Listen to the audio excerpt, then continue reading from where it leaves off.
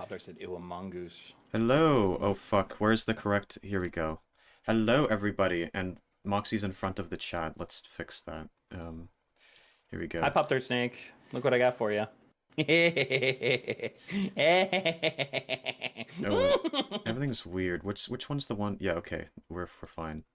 I'm trying to get Man, the right room. Here we go. I gotta be more gentle with you before stream, because you just get a little foggy afterwards. Yeah, it's the Mm. what is it? The the the post-nut unclarity or whatever. I don't know. Yeah, oh yeah, yeah. You're in that refractory period where you're just calm and vibing. Yeah.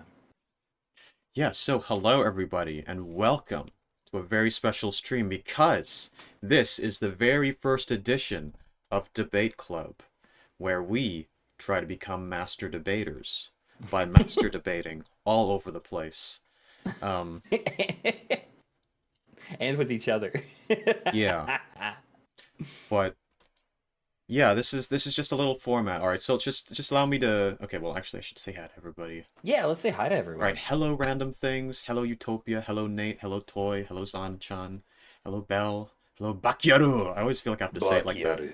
I feel like I can't say that in a normal voice. It's Bucky. always got to be Bakyaru. Bakyaru. All right. I believe I said hi to Zana, but just in case, hi Zana, because I would hate to forget. And I'm pretty sure I said Nate, but now I'm questioning myself, so I gotta say hi Nate again.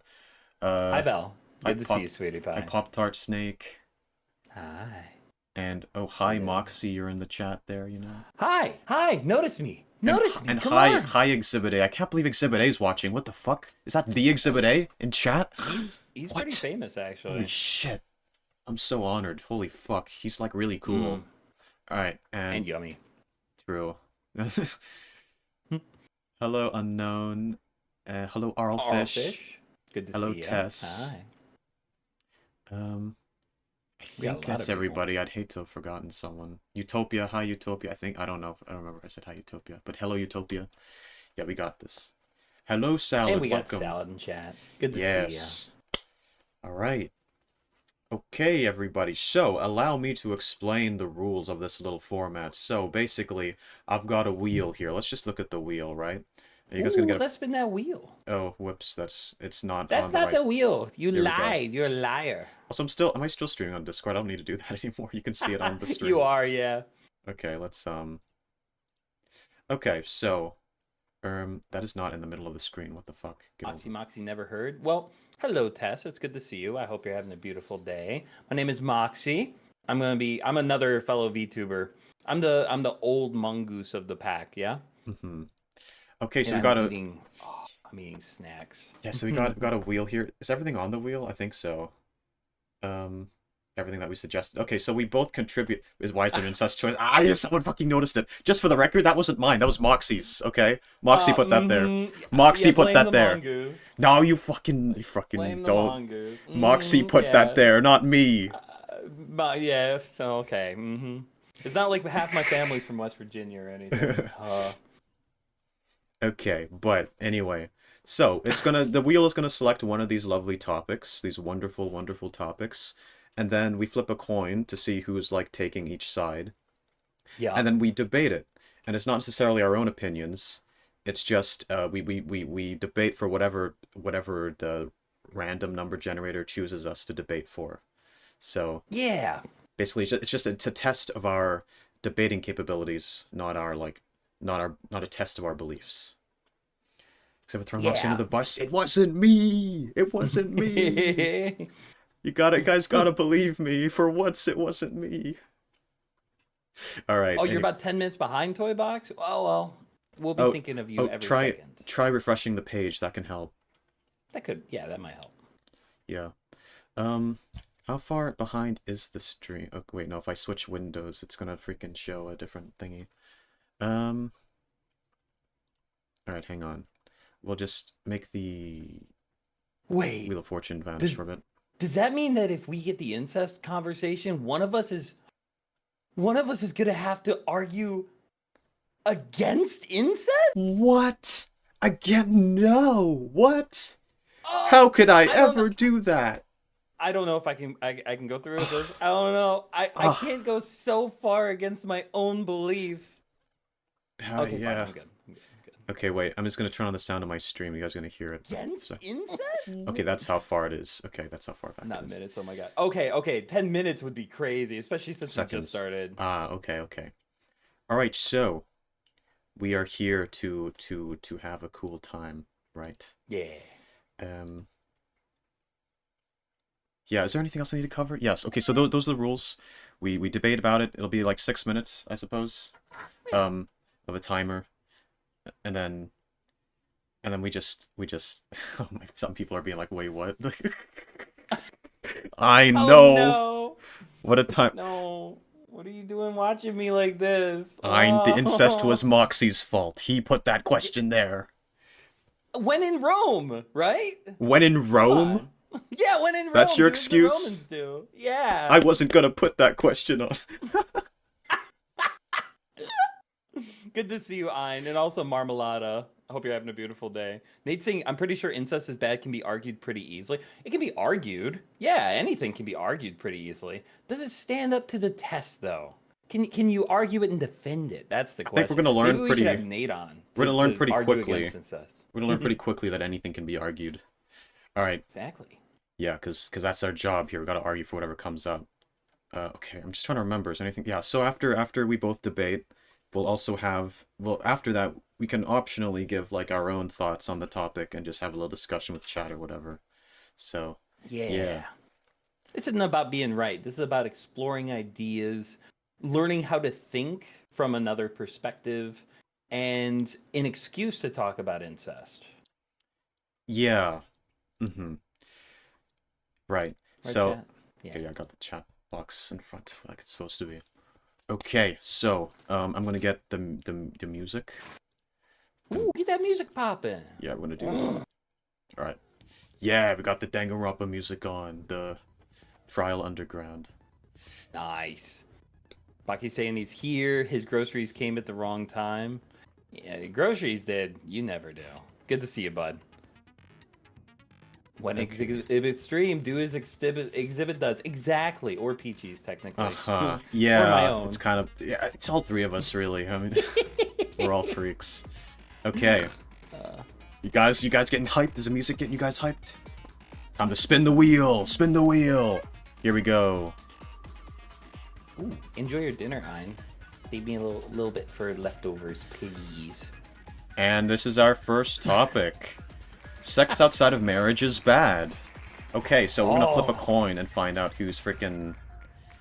Bro, I don't want to show my Google. So wait, where do I... If I can flip a coin, but then people are gonna think I'm lying because like I'm not showing it. Oh, that's funny. How do I do this? How do we go about this? The secret 16 student example B. Oh. The secret.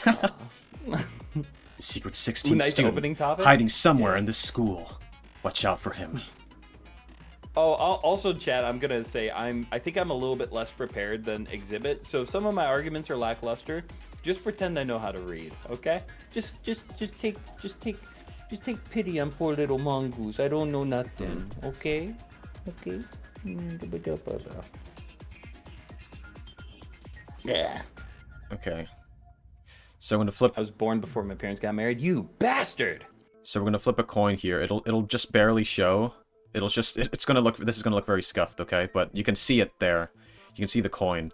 So it flips automatically when you search it, but we're not going by the first one because whenever you just load the page, it's a bit too quick. So we're just gonna click that and then okay. So yeah. heads will be okay. Wait, I need to figure this out.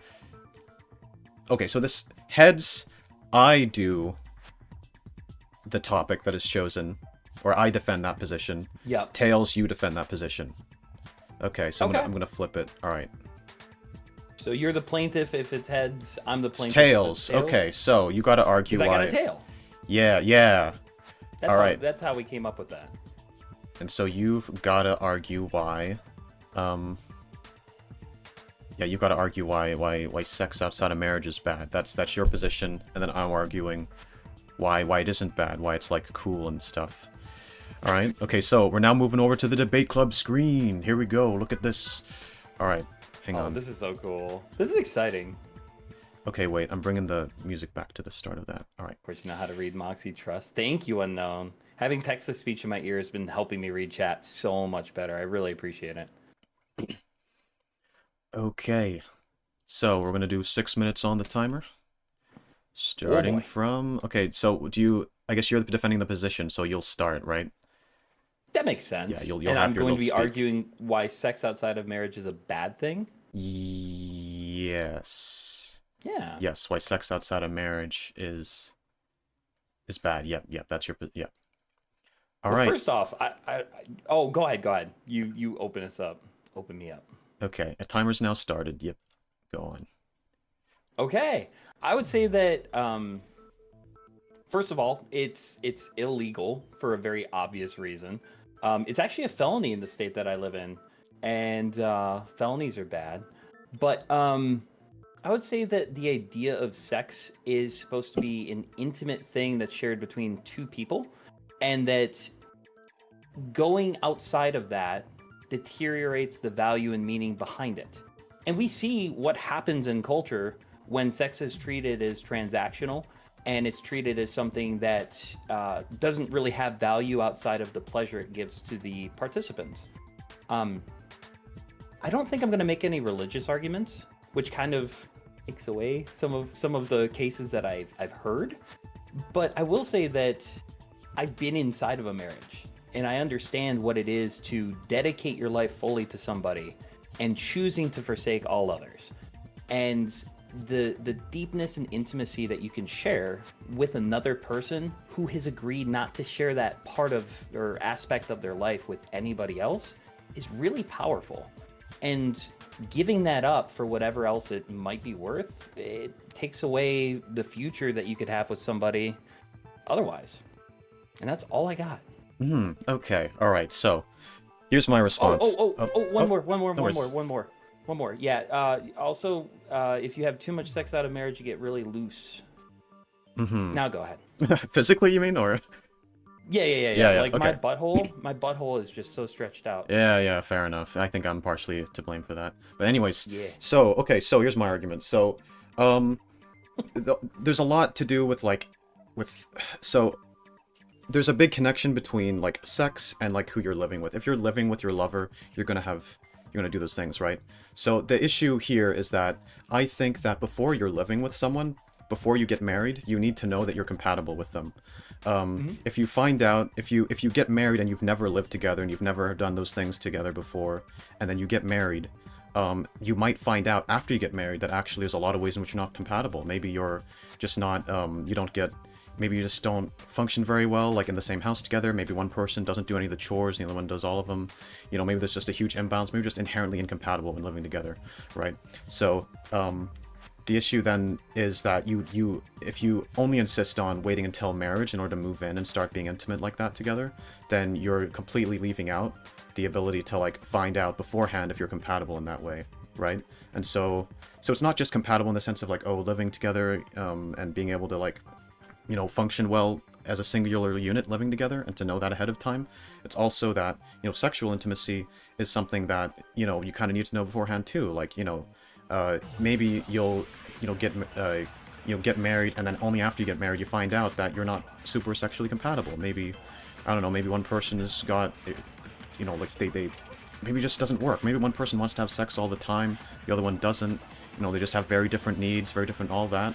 And that's the kind of thing that you tend to only find out through actually doing it, right? You have to do it in order to find out. So, you know, you risk running into incompatibilities if you haven't tested it beforehand, pretty much. So that would be my argument. Not just in terms of, like, the sex itself, which is important because you need to know how compatible you are in your intimacy, but you also need to know how compatible you are in terms of living together. And if you're living together, then you're gonna fuck. That's just kind of part of it.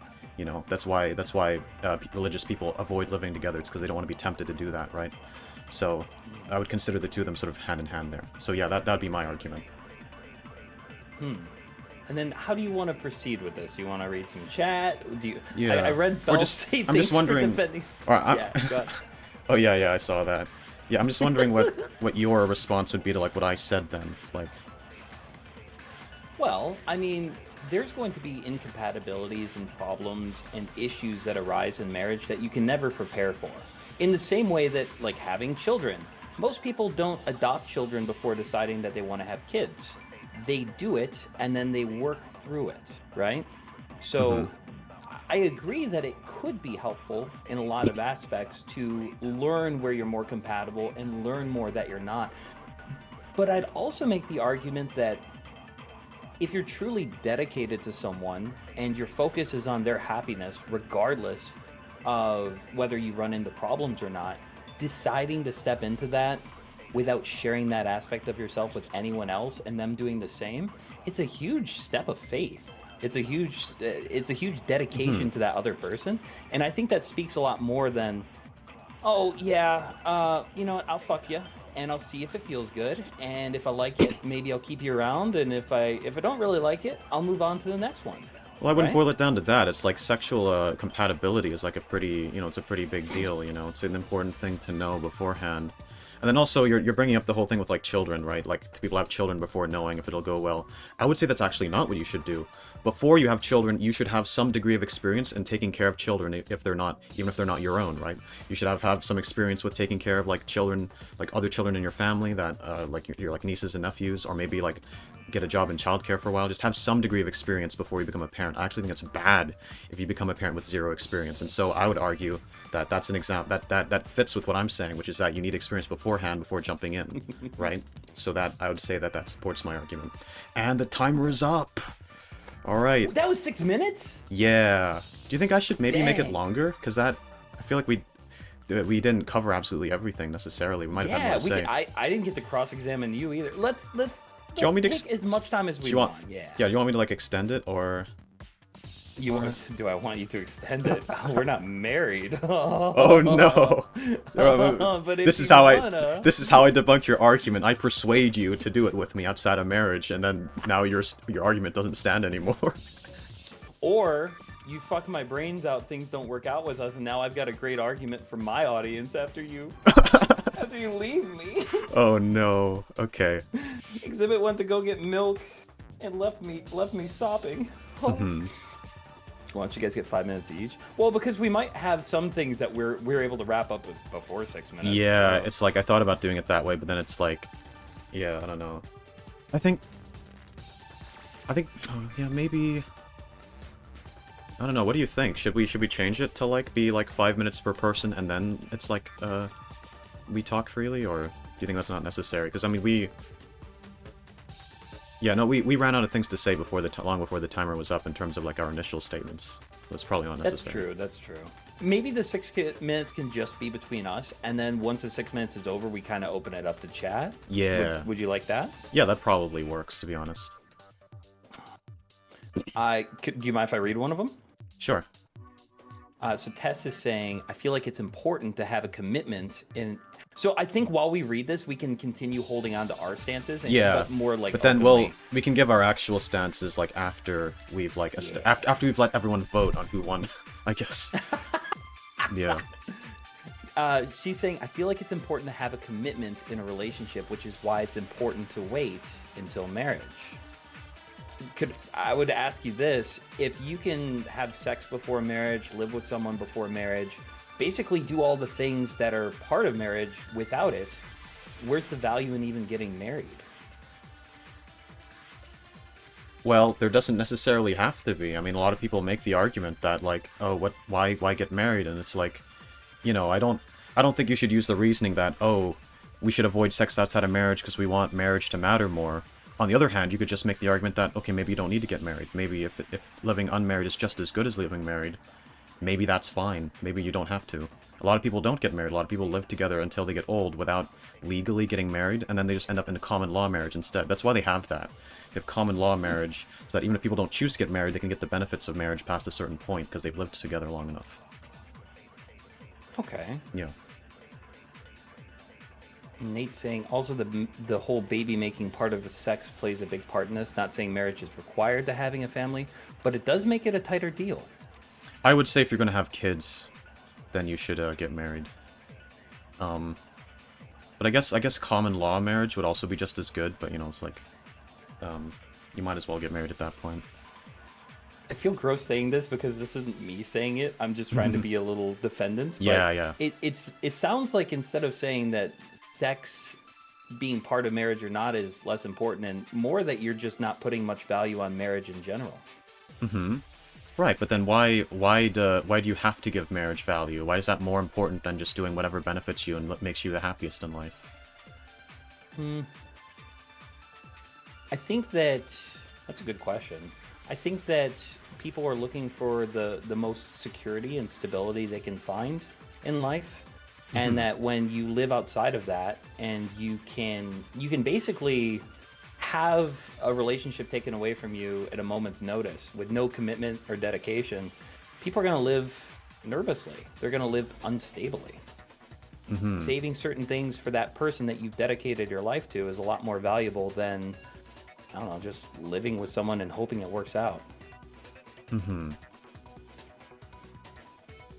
Suppose, but you can still commit yourself to someone without getting married, right? You know? If you can commit yourself to someone without getting married, why not get married? Well, sure, then get married. The whole reason for you trying to talk about like how marriage is important is because you're trying to argue that that's why no one should do anything before marriage. Is that we want to make sure that marriage is important. But whether marriage is important or not, you know, it doesn't matter if it ends up being important or not. If it ends up being important, then it ends up being important. If it doesn't, then just do whatever ends up being best for you, you know? We should do a debate about whether marriage is based or not. I guess. Between the unmarried guy and the divorced guy. That would be a fun time. Yeah. Okay, so do you think this is a good time to just let people vote? Yeah. Everyone can vote. I'll try to read off some more of the chats. Alright, I've never actually done a vote before, but I can probably figure it out. Snake not too interested in sex, but I don't think I'm the best in this situation. Yeah, me too, man. I don't know what the fuck I'm talking about. Oh gosh, how do I do a vote? Do you know? So you're gonna go to the plus sign. So go to chat. Wait, what? Oh yeah, there is a plus sign. Oh, I see it. Yep. And you're gonna add start a poll. Okay. Yep. I didn't oversleep. Good to see you, Bubbly Shay. We're super behind on chat, but it's lovely to see you. Okay, so just to reiterate, guys, I know it's going to be tempting to just vote for whatever you actually believe, what your actual opinion is, but I'm going to ask, try your best to just vote for whoever you think argued the better points. Yep. Yeah. If you think that I'm right, but that Exhibit did a better job, vote for Exhibit. Yeah. Okay, so... Moxy farming Yaoi fan art? Oh my god. Now, obviously people might be a little bit biased anyway, just because you're going to think good arguments are being made for what you believe, but like, you know, just do your best, right? That's not serious. Yeah. Okay. So I have to do so much as... Alright, we're creating the poll. Yeah. Alright. I'm actually voting for you. You're voting for really? I think you did a better job. Wait. I felt a little awkward with that. I didn't... Wait, are we supposed to vote too? Because, like, I feel like that... You didn't have I'll just vote this one time. I won't next time. Should I vote for you to balance it out, or...? I don't think you can. Oh, right, because it's me. Yeah. Darn. Marmalado was saying true men last longer than 6 minutes, so extend it. I guess that's why I'm a mongoose. Oh. There isn't a lot of value in getting married. It's mainly a legal thing. It's always been. I don't know about that. What do you think about that argument? It's mostly just a legal thing. I mean, okay, so now I guess we're moving on to our actual like opinions now. Yeah. I mean, I'd say it has value as like a symbolic thing, right? It's not just I mean, there's a lot of legal benefits, and you could think of it as like purely like, oh, I want the legal benefits of this. But I also think that there's it's not the case for everyone, but for a lot of people, marriage marks like a certain moving forward point where it's like, okay, well now, if we ever separate, there's some mechanism in place to make that difficult, even if it's still technically possible. And so in doing this is like proof that I never plan to leave you. This is like proof that I'm going to try to stick this through to the end. And it's sort of like a symbolic thing in that sense. Yeah, the two things I would say separate it significantly is A, it is a legal thing, but also like all marriages are different. I think the biggest thing for me was that there was a public ceremony where the two families of the married partners come together to witness the vow exchange. and the ceremony and Mhm. everything. So what you're doing is creating hundreds of experiences and memories all in the same day. Everyone's coming together to be a part of it. And that's Yeah. something to look back on and to add value to. And it's like a real, it's almost like a graduation ceremony where it's like, what happened? Nothing. They just handed you a document. But it's a very public proclamation of dedication and obviously you can just elope. You can go to a courthouse and get married. I'm not so much talking about those. Right. If you were to treat it like that, then yeah, it is just a legal thing. Kind of like the common law exhibit was talking about. Yeah. Oh, benefits related to Yeah, so I mean, inheritance, too. in terms of my... Okay, so I guess I'll close the poll. It looks like... won? It, Who it won? looks like I've won 73%. How dare. How dare. Alright, so... No incest for you guys. No, that's the punishment? No incest for you. Yeah. Fuck you guys. Tonight you're going to bed You with don't no get incest. Your sister's Oh, but sleeping that- in the other room. Yeah! You sleep apart from each other tonight.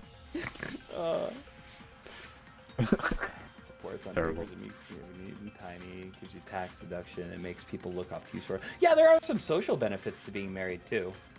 Definitely. Yeah, I mean, it's all of them at once, right? I'd say all of those are reasons to get married. Yeah. Right. Oh, Zana's But heading yeah. out. Have a good one, Zana. Thanks for being here. Alright, see... Oh yeah, like Zana said that since a while back, but I wasn't able to respond because we were kind of, like, talking at the same time. Yeah. But yeah, I don't know if she's still here, but bye-bye, Zana, if you're still hearing this. Okay, so in terms of giving... Yeah, I guess we'll just give our actual opinions then. Okay, so I would say that I stand by pretty much all that I said there. And that's not to say that I don't think that marriage is really good for a lot of people. I think that for a lot of people it is the right choice. I just think that it is possible to... I think... Here's the thing, right? I think there's pros and cons to waiting until marriage. The cons would be that you don't, know your level of compatibility in certain areas. It's like, I would put... Here's the thing, right? During the debate, the part that maybe doesn't reflect what I actually think is that I was putting a lot of emphasis on, like, sexual compatibility, right? I was talking about how, oh, you should try to know that you're sexually compatible before getting together. But... Yeah. I wouldn't stand by that in reality in terms of my actual opinions, because I recognize that if you don't have sex with anyone until you are with the one you will be for the rest of your life, then you're going to have less issues with compatibility to begin with, because you'll have less to compare it to, right? You won't be comparing it to the other experiences, and so it won't actually matter as much. Now, the part that I would stand by in terms of what I said is that I would say it's very important to know that you can live with someone properly before living with them, right? That part is important to me. I would cite my own parent, so I'm going to cite my own parents as, like, a cautionary tale here, right? So, my parents, or at least one of them, it might have been both, I'm not sure, because one of them's not as vocal about it, but my mom regretted the marriage the first week into it. Really? Right? Yeah, and they could have got it annulled, but they didn't, for religious reasons, because they thought that was wrong, so they're like, no, we can't do that. Gotcha. Because they're like, that'd be a sin, that'd be bad, right? But then it's like, you can see how that kind of situation wouldn't have happened with people who weren't waiting till marriage. It's because they would have moved in together, and then within the first week they would have been like, okay, we're actually very incompatible, we actually shouldn't do this. But because they were stuck in this sort of way of doing things, where it's like, okay, we have to wait until we're married to move in together, that's really dangerous, because then what if you discover that you're actually, like, horribly incompatible? And so I cite that as, like, one reason why it's just a horrible idea to, like, or, like, that's just, or, like, yeah, why I would never do that, right? And so I recognize the benefits of waiting till marriage, and that you have less to compare it to, and there's going to be benefits to that, because if you've only ever had sex with one person, it's just... it's going to make it easier to be compatible sexually with that person, and you're not going to have, like, a wandering eye. But... True. I just think the other outweighs it for me, because I think you need to have some experience together. And, I get why people would view it differently, but... I also just think that... Yeah. I would also just say that in the world that we're living in, it's pretty darn hard to, like, wait till marriage if you also want to... Like, because here's the thing, right? You could personally make the choice of, like, So this is like an additional point. This isn't my main reason, right? But you could say, oh, I'm gonna wait till marriage, but then you got to find someone else who's also doing that, because if they're not doing that and you are, it's like, okay, you have the benefit of like never having done it with anyone else, but they don't, and in a way that's worse, because then the sexual compatibility thing is important, because it's important on their end, even if it's not important on your end, and that could actually lead to a greater incompatibility. Because maybe they're... Yeah. I think that when we start talking about the potential for compatibility and speculating whether things would work or not, it becomes more of a specific person situation. And I will say that I think with things like marriage, there are a lot of things that will come up that you never expected, and you have to figure out, or you have to get divorced. Yeah. And it's like, okay, can we go into this together with the understanding that we're going to figure it out? And I can also understand the idea of prepare for everything you can't and then be ready for everything you can. I agree with the idea of seeing if you're compatible, but I also do think there's some value in saying, hey, we'll figure it out. I'm going to love you enough to do my best to take care of your needs, and I need you to do the same for me. If two people go into almost any situation with that mentality, I have a hard time seeing it breaking down. Yeah. I don't know, it's kind of complicated, right? Because like, I'm sort of rethinking what I said a little bit about like the sexual compatibility not being important. I actually think it is. I do. I think it depends I on do the... too. I think it genuinely depends on the person. So there are some people out there who place a lot of importance on sexual compatibility, and there's some people who don't. If you're someone who doesn't, then I think the whole waiting till marriage thing is fine. But if you do place a lot of importance on that, like, you know, Yeah. you really want a partner who will keep up with you sexually, you know, you want to have sex a lot, and you want a partner who will do that, then I think you can't really afford to just wait till marriage, because you need to have the relationship first to know that you'll be compatible in that regard, so that you don't regret it after you're married, right? Yeah. But then other people will say, oh, well, if I love someone enough, then I can compromise on things like that. And it's like, okay, fair enough, that's fair too, but everyone's going to be different in that regard. So I think it just depends on who you are. I definitely think it's the don't have sex outside of marriage is so extremely on the idealist side of things that it's less reasonable, but if it can work, it's a really good way to go. Oh, Yeah, it can work. Yeah, it can work really well whenever it does work, but then there's a lot of situations where it just doesn't work, you know? It's one of those situations. Yeah. I read Tess ask a couple times why adultery is a felony.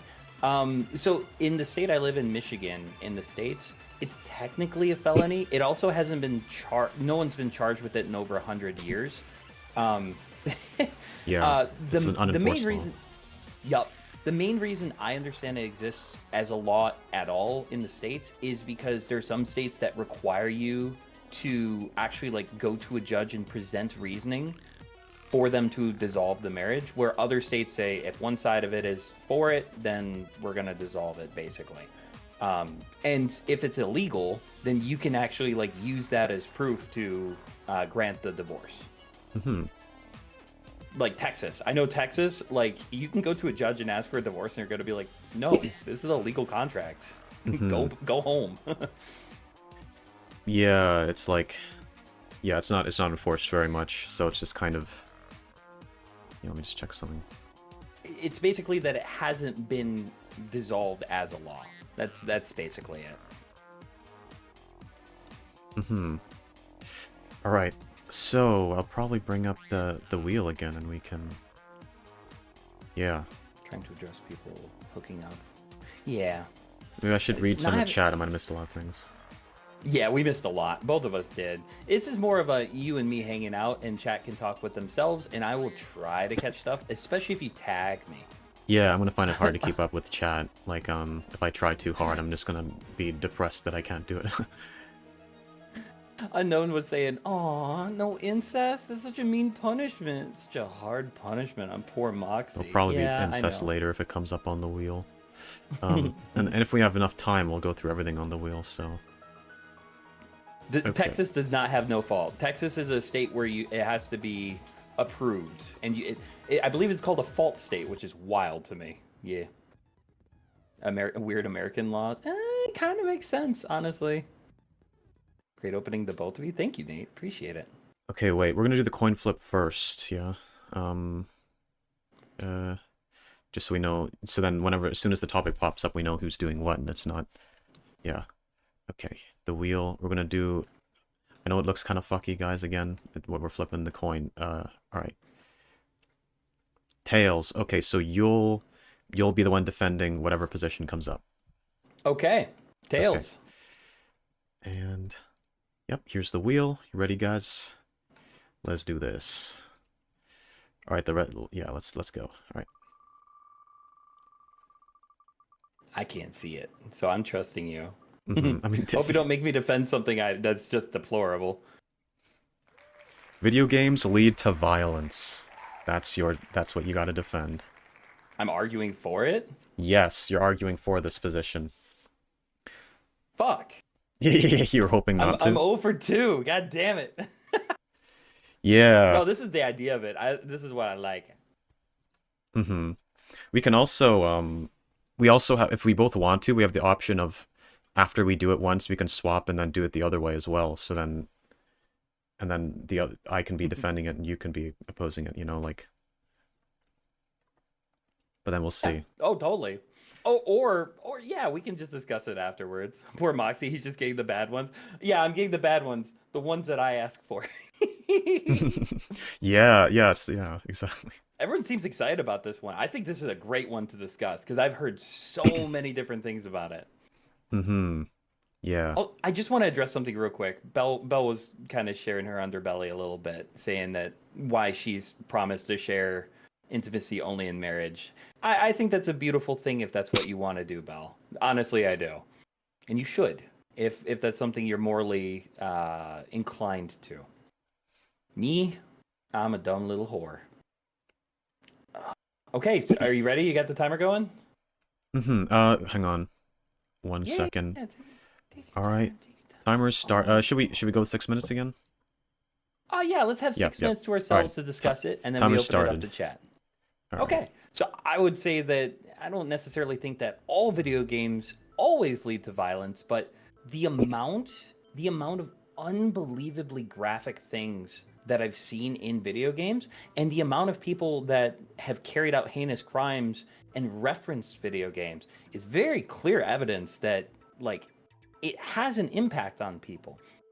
One of my favorite poets, Edgar Allan Poe, one of the things that influenced his writing and drawing so much is seeing his mother, who is an actress, die on stage over and over again, because she would just sit he would just sit in the audience and watch her perform, and she'd get stabbed and die and then come back up, and stabbed and die and come back up. It really fucked with him, and it really messed up his understanding of what life and death is. And you see that so much in a lot of, especially like first-person shooters. The idea that you die, you get shot to death, and then seconds later you're back. And oh my god, I can't remember which game it was, but there's a game where the mission is to go around and carry out an airport shooting on civilians. The idea that video games don't cause violence is wild to me, because you see it happen so often, and people need to know that watching something, whether it's on the screen or not, happen over and over wildly desensitizes the mind to it. Games like GTA, where you just kill hookers after fucking them. I don't know. I don't even know how you're going to argue against this. I'd love to hear what you have to say, though. Well, okay. First thing to bring up is that they did actually do, so they did studies on this, right? Where they were like, okay, we're going to find out, do video games cause violence? And then those studies came back, and then pretty much they said that there isn't a direct link between playing a video game and then just wanting to do more violence. That's not really how it works. Now, I'm not going to rely entirely on that, because it would be a bit shitty if we can just bring up studies. Because, those are, just for a debate game, right? Yeah. But I would say that your argument is sort of going by like, oh, look at what's happened. There's these people who, have Would you say your argument is kind of like that? Oh, if you look at, people who've done like things like that, they've like been influenced by like things, or like you can look at their life and they've. Is that something you sort of said there, or? Yeah, I think that people who have carried out gun violence have referenced video games that inspired them, and that also it's desensitized people after seeing gun violence and all sorts of other felonies and crimes carrying out those acts in a virtual world. Right, okay. So the thing with that is, what you're describing there isn't the act of, like, video games changing someone's attitudes towards a thing. It's not that media is changing people's attitudes towards it and changing how accepting they are of, like, murder and all that. Rather, people who already have messed up minds, people who are already mentally fucked up, are finding these media, and they're just thinking, oh, this media kind of agrees with me or something, which is sort of like a misinterpretation that the vast majority of people don't take from the media. So if you're someone who's like just really fucked in the head, and you like are detached from reality, and sort of have you aren't able to like understand these things, then you'll be more like a child. Like children have trouble distinguishing fiction and reality, because whenever they're consuming media, they'll think that it all represents real life, and that's something you have to teach to them as they're growing up. But then as a proper adult, the vast majority of people recognize that what you see in fiction isn't reality, as long as you've been educated properly. It's people with fucked up minds. It's people who are outside of the norm, who are not the way that they're supposed to be, who look at media like that, and then they feel they're, it's debatable whether they're even influenced by it, because then it's like, how do we know they wouldn't have just done that anyway? They probably would have. Yeah. The whole thing is that, they look at that, and they're like, a lot of people blame it on that, and they're like, oh, look at how all these people, this person played Call of Duty, and he went and shot up a school. But then it's like, what about all the people who played video games that didn't shoot up schools? Clearly, in this case, the person was already fucked up to begin with, and they just came across media that agreed with them. So it's like, broken people are attracted to broken art, but you don't have to be broken in order to enjoy broken art, and enjoying broken art doesn't make you broken. But then it's still the case that being broken will attract you to broken art, but that only works one way. Enjoying broken art doesn't break you. Would you agree with me that there is a massive difference between like enjoying a piece of art or watching a TV show where you're simply experiencing the medium, as opposed to a video game where you are actively engaged in and in control of the violence taking place? I would say that our brains are quite good at distinguishing the difference between like an actual. So like, for example, like how often do you see people, how many people are able to watch like a Saw movie and not feel too bothered by it, but then if they look at like real life videos of people dying, then that disturbs the hell out of them, right? Why is it that people who can watch some horror movies where people get stabbed and the blood goes everywhere, why are those same people completely icked out whenever they see like a video that they know is real, right? From like LiveLeak or something. I think that clearly indicates that people are good at distinguishing what's real and what isn't, because we just separate those. And especially with video games, it's the case that, okay, the time is about to run out, but I'll just finish what I'm saying. It's especially the case with video games because it looks so different from real life. It's not live action. It's like a little virtual thing, right? It's these animated 3D models dying in ways that are incredibly unrealistic and don't even represent real life, right? Like, it's not even... If you mow down a bunch of people in GTA, that is not how a real life mass shooting looks. It's totally different. They don't scream like that. They don't fall down like that. That's not how the blood looks. It's completely different. Real life violence looks very different from what you see in video games in just about every capacity, just in terms of the graphics and in terms of, but even in terms of like live action movies, like, Saw and whatever, like people can tell the difference, and that's why they view that completely differently from how they'd view like an actual like video. So anyway, that's my point there. Yeah. All right. Okay, so are we staying in character until we finish with chat, or are we going Yes, back basically. To Yeah, we're sort of bringing chat into it and then just keeping our positions. Yeah. Okay. Let's see. Toybox was asking, are all these arguments going to be about things we're going to mostly be in agreement on? I bet it depends on the topic. There might be a little bit of divisiveness, but I feel like for the most part, we all like each other, which means we probably line up pretty well with each other. Yeah. Okay, so Unknown says, in a sense, so in a sense, games don't lead to violence, but strengthen pre-existing violent tendencies. And I would say that's sort of what I'm saying. So what I'm saying is that if you're delusional and you've got problems, then you're going to see media agreeing with you when that's not the intention. So when someone makes Grand Theft Auto, they're not doing that with the intention of teaching people to do shootings or teaching people that shootings are good. But someone who's got a fucked up mind might play GTA and think that that is what it's telling them. They're like, oh, the developers of this game portrayed this because killing people is cool in real life, and that's why they put it in the game. They sort of see an agreement there where there isn't one. But then also, yeah, it's like, if you have a certain belief of like a certain thing is okay, and then you see that thing in media, you might think, oh, yeah, it's in this media because this is someone like-minded to me who also thinks that this is cool and okay. But then to someone who doesn't hold that belief, who doesn't hold that, they will look at that media and they'll think, oh, it's just that's not what it means. This is clearly here because they just want to create a simulated experience. And it's a matter of like media literacy, right? So if you have media literacy and you consume that media, you won't think to yourself, I should do this in real life, because you've got the media literacy to know that it's not true. That's not what they're telling you to do. You'll have the media literacy to know that the reason it's in the story isn't because it's trying to encourage that, it's just because there's other reasons why it's there, whether it be just for your own gratification, or whether it be because there's some sort of a narrative reason why it's there, because oftentimes that can be the case too. It's like, sometimes the game will have violence in it, and then people will parade against it and protest against it, but actually the violence is there to actually teach you why violence is bad or something, you know?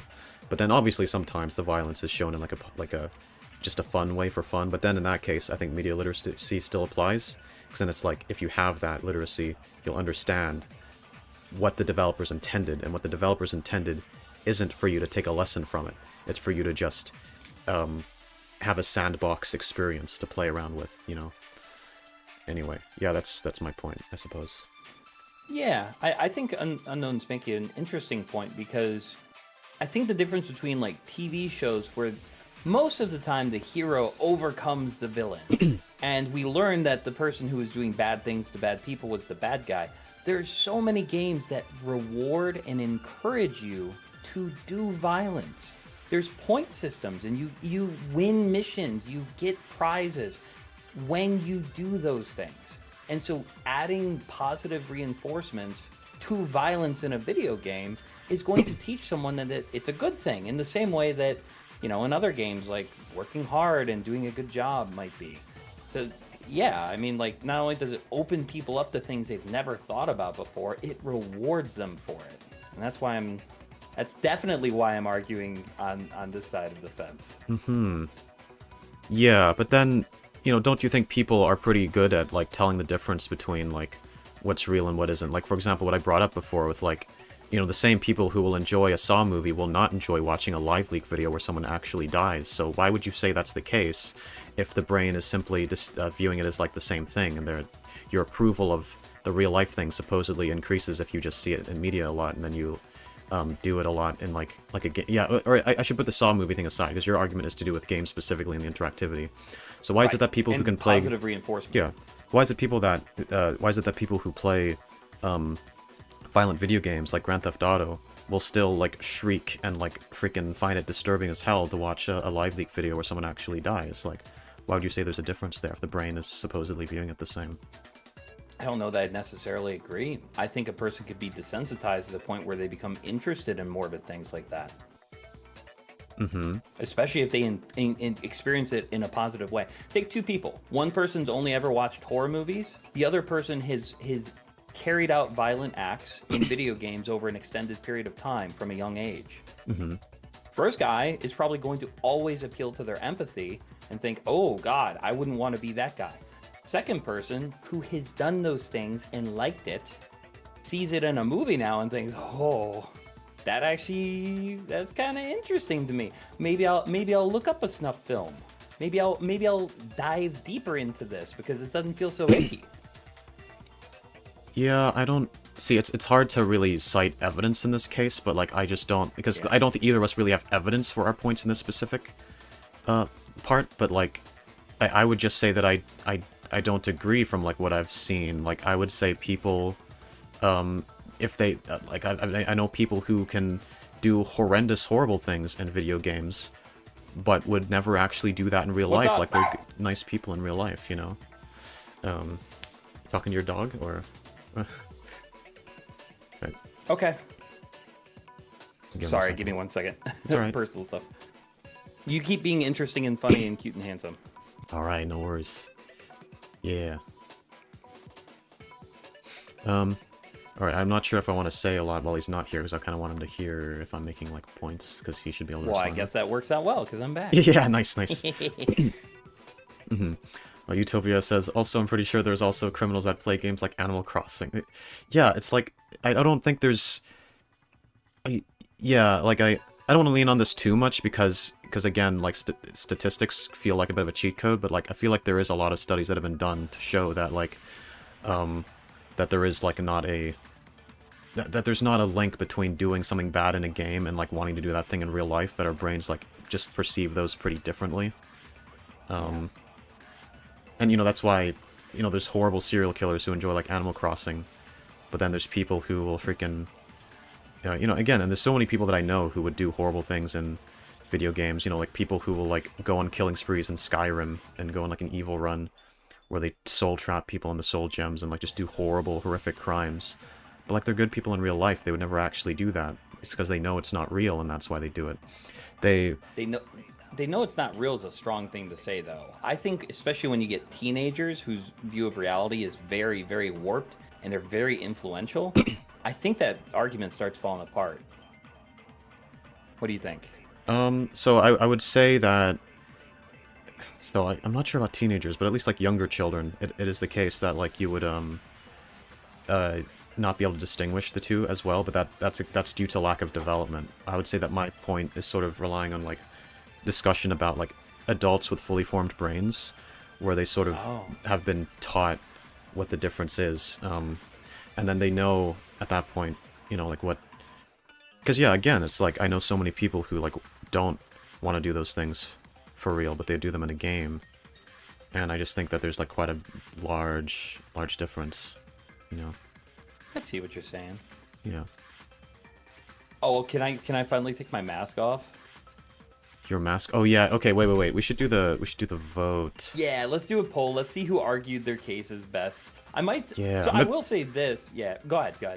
Oh, sorry. I was just gonna say, like, I feel like there's at least a chance that you might have won this time, because I feel like you made pretty strong points for considering the subject matter. Yeah, I do think that statistics would be helpful, but then it's just showing statistics to each other too. Yeah. So I don't think me bringing up statistics should really count, because then anyone can be like, oh, well, Jack Jones in 2008 did a study showing that I'm correct. It's like, Your Honor, I asked for a mistrial. I asked for a mistrial. Yeah. Your Honor, I asked to strike the witness with my hand on his ass, please. Okay. I read something Nate said talking about people growing up with games. It's not the game's fault that the M-rated game is being played by a little kid. I do agree with you that it's the parents' responsibility to stop it from happening.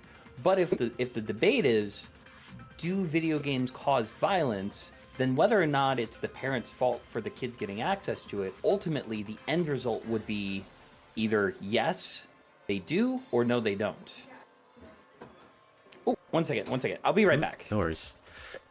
Alright, chat, you guys having a good time so far? I'm gonna see if I can catch up on anything in chat now. Damn, looks like Moxy's winning this one. Okay. I'm glad that people aren't just... I'm glad that... Yeah. I'm glad that, like, we're both making good points on various debates. See, here's the thing, right? Think about it. With this particular debate, I've not really even thought about, like, the whole violent video games thing, like, in depth, right? And if I did, maybe I'd come up with better points, but it's like I haven't really thought that through. If anything, I kind of thought through what I would say if I was on the other side of it. Because I was like, oh, I'd rather... Because again, so I'll like, my actual opinion is what I'm defending here. Before the stream started, I thought through, okay, what would my points be if I was on the opposite side, arguing that violent video games are bad? And I thought about that, because that's not my actual opinion, so I was like, okay, I need to think about that more, because that's not my actual opinion. But now I've realized that actually, I've thought too little about what my actual opinion is, and I don't have as many points to support that immediately, you know? Aside from just leaning on the statistics, which I think is only, like, one little part of it, you know? It can't be, like, your entire argument, probably, you know, even outside of a game setting. Yeah. probably. I But like what Nate said, or Arlfish said you both did so good it was hard to choose. That's very, very sweet of you. Thank you. um, but yeah, I think you've won this one, Moxie. So that's 1 point to me and 1 point to you. I'm glad that the audience isn't biased in any particular direction, because my worry, and especially because I'm pretty sure most people in the chat wouldn't actually agree with the position that you were assigned, but they still voted for you anyway. So we've got confirmation that they're not just biased towards what they personally believe. So that's good as well. They're being unbiased. Yeah, ironically enough, the way that the question is phrased doesn't work for me because I tend to lean on the side of assigning responsibility on a person rather than outside arguments. The whole like, oh, she was wearing skimpy clothes, she was asking for it. That doesn't work for me. Oh, video games exist. That caused this. No. Yeah. If the discussion was, do video games, specifically certain video games, if the question... Are they at fault for violence? Right. Are they at fault? Do they cause it? No. But if someone were to ask me, hey, if you had to pick between these three statements, which would you agree with most? Video games lead to less violence, a neutral amount of violence, or more violence. It really depends on how it's interacted with. A lot of the points that I brought up, I genuinely do think, maybe not lead to violence, because I don't like the way that's said, but it really does encourage violence in a safe, secure area. And I think it puts things in people's minds and gets them to fantasize about things they ought not to be. Yeah? Yeah. I think Baki's putting it well here. I think he's, I disagreed with everything Moxie said, but the way he's embodying someone he's clearly argued with, or the message disappeared, clearly argued with is impressive. Yeah, I felt, yeah, you're being a good judge here. That is the good way, the best way to like be judging us, essentially. Praise me more. But yeah, that's good. I agree. It's like putting a female dog in heat and a healthy dog in the same room. They just can't help themselves. The same case happens to a kid. Yeah, I really do think that if people followed the content IDs, it's less about what people should be playing and more about what they can handle playing. And yeah, I think like, okay, maybe this is like some common ground we can all find. Would we agree that if less teenagers played wildly violent video games, they would be less likely to grow up and carry out those things? Or do we not agree on that? Let me think about that for a second. Sure. I'll keep reading. So, I think it depends on a couple of things. I think it depends on a couple of things. So, I think, yeah, you can just take away the games, or you could do a better job at, like, educating them and teaching them that that's, like, not representative of reality. I think you can do either one of those things, and that would achieve the effect. Yeah.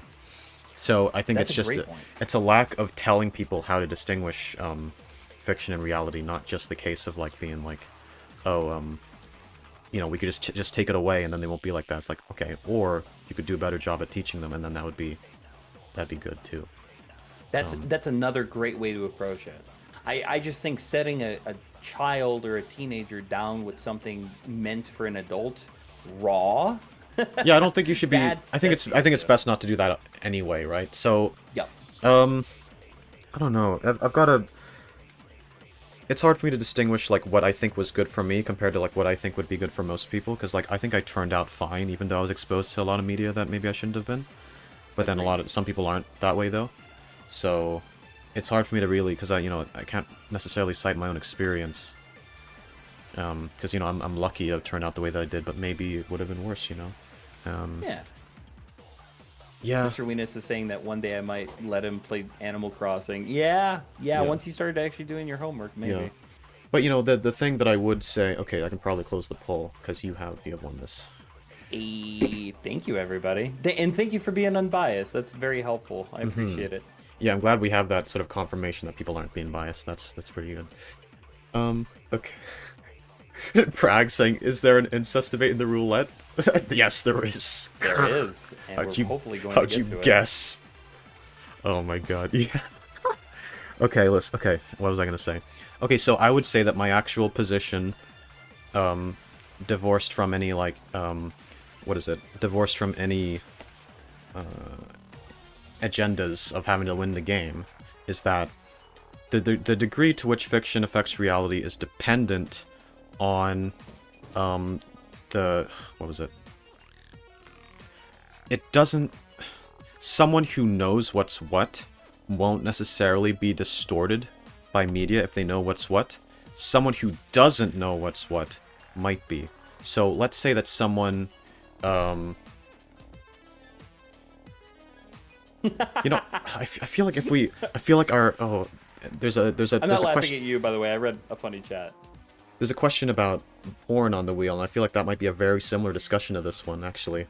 But what I would say is, if you're someone who is not fully educated in something, and you watch a piece of media, you might mistake that media for teaching you something when it's not supposed to be teaching you that.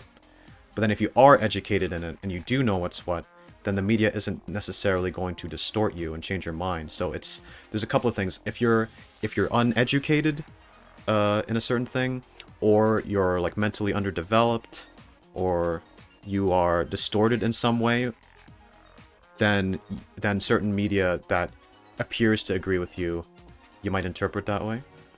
Oh, hello, Moxy. You're cuddling up to me. Sorry, you're so handsome.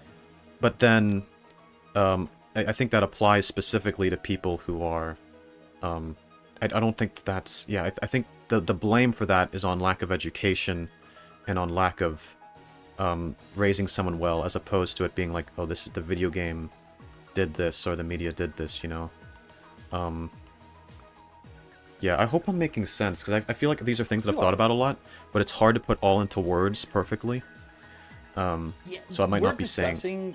Yeah, we're discussing the idea of so many thousands of people and how they're influenced by something in so many different circumstances. It's really hard to definitively say what influences what. It's really tricky. Mm-hmm. Yeah, it's like, I can play a video game. Whenever I play a video game where I shoot people, I don't believe that I'm increasing my chances of shooting people by even 1%. But someone else who lives down the road from me, who has a really fucked up head and is thinking of shooting up his school or something, when he plays that same video game, maybe it increases his chance of doing it because he views it in a different way to I do. Because he has a fucked up mind, and he has a distorted mind where he's seeing something in the media that wasn't intended to be there. Right, because the developers did not intend for the game to influence you that way. But they're seeing that where it's not supposed to be there. Right? They're seeing a lesson in it that they're not supposed to take. And so I don't think that I should be... denied the right to play that game because someone else has been educated wrong, or has been raised wrong, or has like a fucked up mind. I don't think that's the fault of the game. That's more to do with the way their brain was to begin with.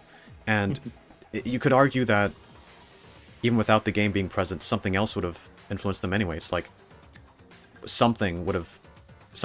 anything could tip them over the edge, you know? So are you just going to create a world where we don't create any media that might influence people in any negative way whatsoever? Because that's what you'd have to do. Because, like, let's say we get rid of the game that would have influenced them to do that. Okay. What if they read a book where they see some murder happen? Like, oh, I want to do that in real life. Okay, well, now we ban the books that do that. Now that the books are banned, oh, he hears someone tell a bedtime story which has a murder in it. Okay, now we ban people from telling bedtime stories. It's like you have to remove every single part of that. Because, like, anything could have tipped him over the edge. Because it wasn't the story having its own power on its own to do that, or the media on its own doing that. It's that he already had a predisposition towards that, and then something tipped him over the edge. So technically, I think that video games do cause violence. Technically, I think it causes violence for certain kinds of people, but not the majority. That's my actual position. Yeah. And I'm okay with that. Yeah. I do want to read real quick. It was funny. Mr. Princess Weenis, you know, the red healthy one, said, "Quick, say it's complicated. It makes you sound smart." Exactly. Yeah, exactly.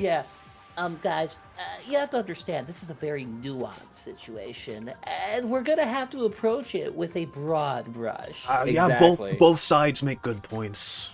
Yeah. Except for there's one side specifically that does it. But yeah, exactly, yes. I saw Arcanivist Tronic saying I'm playing super hot right now, and I'm approaching the point of getting violent. Okay, one thing I will say, you've seen people fucking rage. Right. At video Okay. games. But that's not because of the contents of the video game. It's because they're losing. It's because it's frustrating that they're losing. You would The rage. question isn't the content though. It's do video games cause Ah, violence? yeah, I guess so, right? Yeah, it's like you rage, you get violent because you keep losing Candy Crush, right? But it's not because of the violence in the video games. But yeah, I guess because of the wording. Yeah, you could argue that. Yeah. I've never seen someone actually murder someone because they learned that Snape killed Dumbledore. Oh, spoiler alert. Yeah, it's just not like everyone's already watched Harry Potter or read Oh, it. I love spoiling that so much. I've spoiled that at least 30 times on stream. It's a running joke with me at this point. Yeah. Did you read Baki's comment about before games? It was he was saying before games there were people committing crimes in movies and books. Correlation doesn't equal causation. So rather than looking for things to ban, they should focus on the core mental health issue. That I super agree with. Yeah, exactly. Yeah, it's like I think you could argue that. Yeah, I mean, because again, what I said was media does cause negative things in the case of it reaching the wrong people or it coming across the wrong way or being read the wrong way. But I just don't. I think that through that lens, the blame shouldn't be put on the media itself because that's clearly. I feel like what you're arguing there is that we should just erase everything that could possibly influence people badly, and then you end up with like, what do you have left at that point? If your objective is to avoid. Wait. If your objective is just to stop people from being possibly influenced the wrong way or not being tipped over the edge when they have a predisposition towards doing a thing, it's like you need to erase everything pretty much. Yeah. I've read a comment too that I meant to go back to. Ein had said, okay, so video games and art are often also tools to handle their trauma so they don't go from victims to perpetrators. I've read that and I thought, yeah, Yes. that's true. Yeah, actually that is another Totally. point. I feel like that might be. Yeah, that's actually another thing. It's like I feel like this would actually be more relevant to the porn conversation. But anyway, yeah, it's like yeah, that is the case. That's something a lot of people don't take into account. It's like people who are victims of the things being portrayed in the media actually sometimes enjoy that media because it gives them a way to like cope with it. I'm that way with music, hardcore. Mhm. But I read that and I thought to myself, and this is what feels gross about arguing for something that you don't necessarily take a strong stance on, is I read that and I thought to myself, okay, if we can demonstrate that certain crimes can attribute some of the blame to video games existing, we would have to be fair and also balance it by somehow quantifying the amount of crimes that didn't happen because video games existed. And that seems way harder to demonstrate. Yeah. Yeah, because I think So, yeah. Haven't watched Lord of the Rings yet? Oh god. I actually had Lord of the Rings spoiled for me. But yeah, I just thought that was a really good point. I don't think Ein's here anymore, but yeah. Okay, so the music's up. That's probably our cue to move on to the next topic. It only took us an hour and 13 minutes to get through 2 topics. Wait, is that how long it's been? Yeah. Are you serious? That is crazy. What? We're yappers. We have so much should be left on the wheel. streamers. Yeah, we should be. Yeah, we should totally be streamers. That's a good idea. Why did I not think of that? Holy Peachy's shit. been telling me to do it for the longest time. Oh, Ein's eating. Oh, what would okay. What do you think your username would be? Heterodoxy Moxy. I think mine would be Peachy Angelic. Ooh, actually, now I think about it, I've gotten pretty good at VC face. I could make a vampire. That'd be pretty cool and original. Maybe. I think Ooh, I that'd think be I'm going to fun. be an android cat girl called Peachy Angelic. I think That that's doesn't my. sound very original. I'd skip on that one. Maybe come up with something better. No. I'm kidding. I'm so kidding. I'm kidding. You're insulting her now. No, this is the stream. Is me just saying shit I don't believe in and then apologizing afterwards. I have an apology kink. Forgive. Apology kink. Oh, I'm sorry. I shouldn't have said that. All right. Okay. Let's go back to the wheel. Okay. Never read or seen Harry Potter, so we're good. Wait. Okay. Coin flip first. Okay, so Yep. heads, it's me defending the position. 2, it's you defending the position. Let's go. Yup. And it was heads. Okay.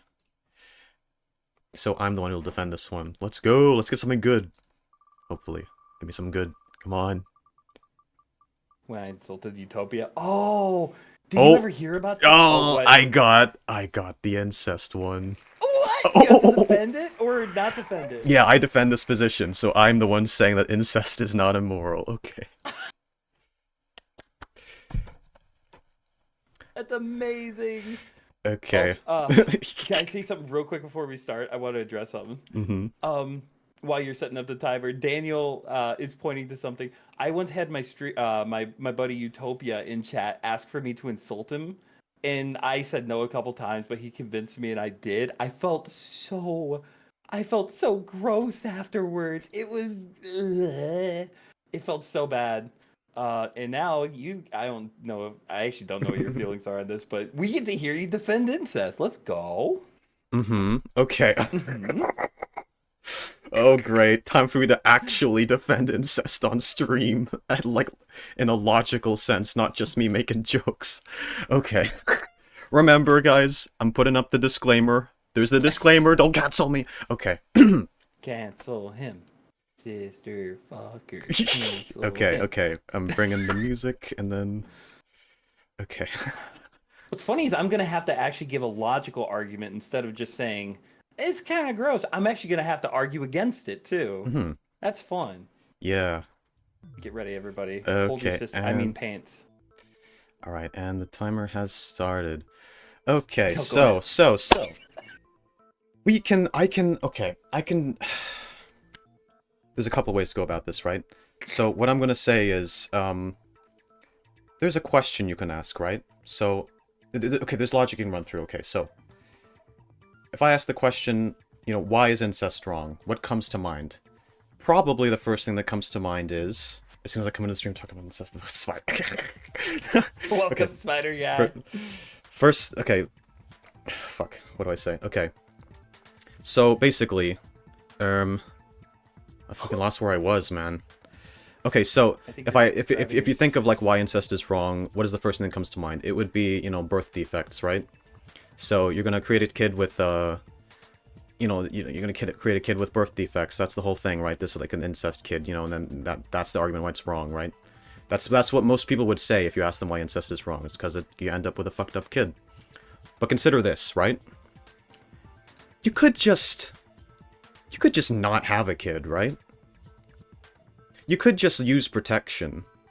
You could just, like, use a condom or the pill, because we have that now.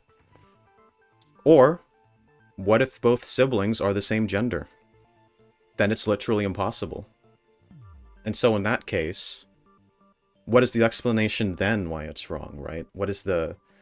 In that case, what would still be the thing that makes it wrong whenever there's no, like, harm that comes from it? So, like, what would be your response to that then? And I can bounce off of that.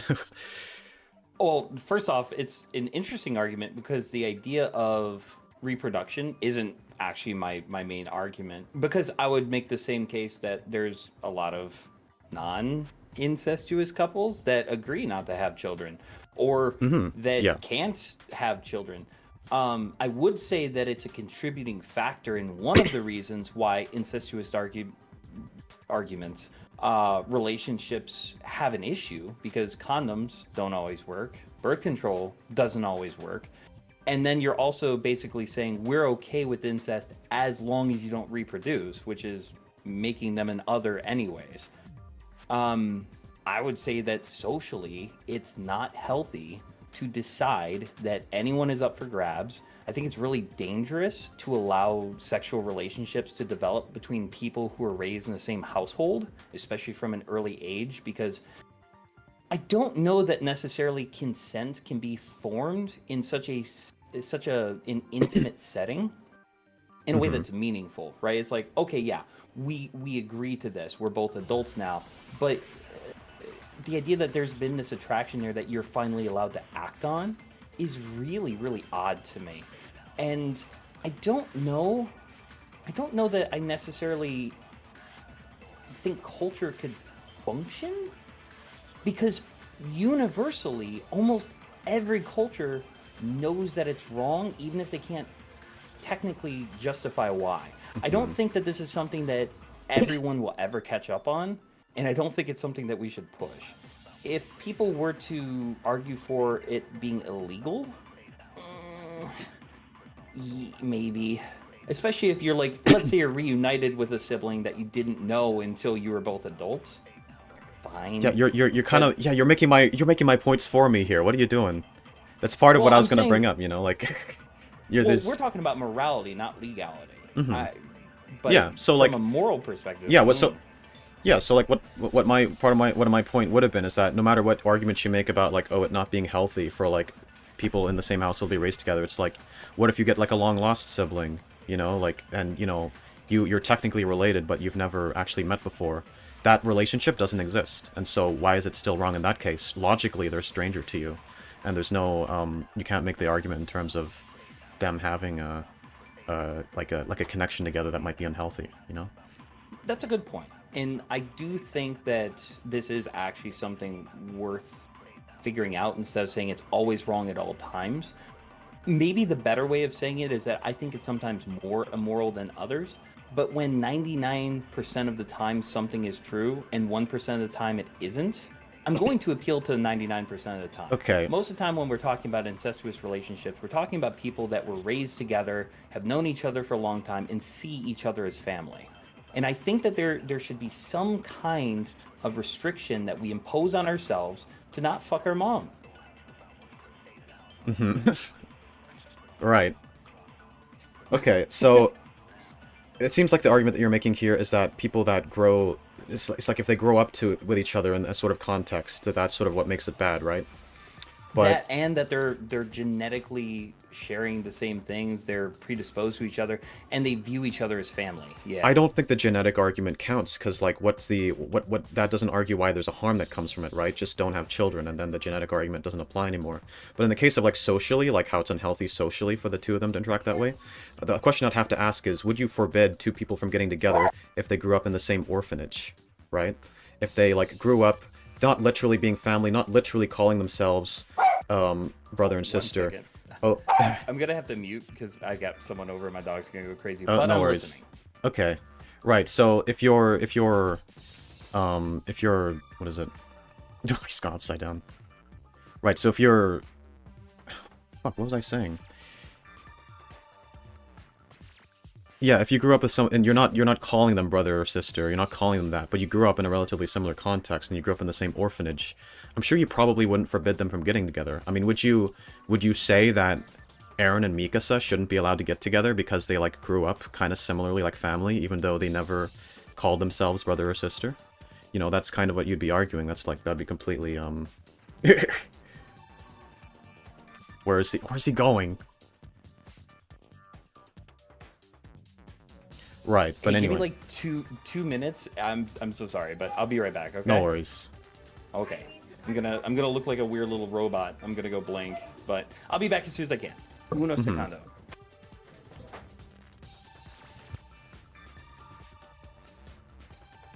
If they're related but they've never met, it kind of ruins it. See, Macchiato is still thinking of this in terms of like what's the hottest, not in terms of like what's moral. Which, you know, pretty base to be honest, but... Oh, look, now he's just staring forward. Look at him. He's just standing there, menacingly. Okay, Aaron and Mikasa knew each other for a year and never considered themselves family. I'm saying that as an AOT fan. Wait, didn't they know each other when they were like little kids, and then they still knew each other when they were like older? Or did they really just grow that much more in 1 year? That can't be right. Because like in the flashback, they're like little kids. Or at the beginning of the story, they're like little kids, and then they're like, older later. Or no, I might be thinking about that wrong, because they knew each other for a year before the Titans attacked and they stopped living as a household or something. It is only hot when it's blood-related. See, fair arguments here, right? This is what I probably should have brought up.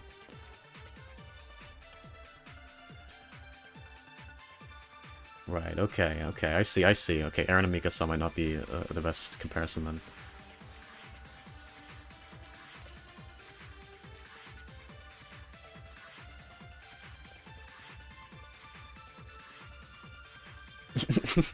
Damn it, in terms of arguing, I have to give it up to Exhibit for bringing up and solving the technicalities of incest problems being solved. Incest is not exclusive to siblings. You could date a cousin or something and still be close enough to the family, but not in the same house. Yeah, exactly.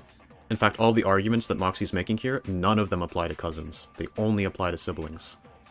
So, I could win this just by saying, you know, what about, how can you prove that cousins are bad? You know, it's like... Growing up, I did have a crush on my 18-year-old cousin when I was 4, but got over it in my kindergarten. Yeah, that doesn't even count, you were 4. That's not even weird, right? Some people have crushes on their fucking dads when they're 4. That's not... That'd be hella weird when you're older, but, like, doesn't really...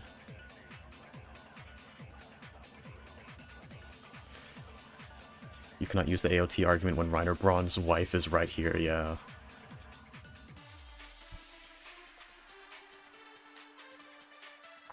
Alright, I don't know when he's gonna come back. What about step-siblings? Would that count as incest? Depends on who you ask.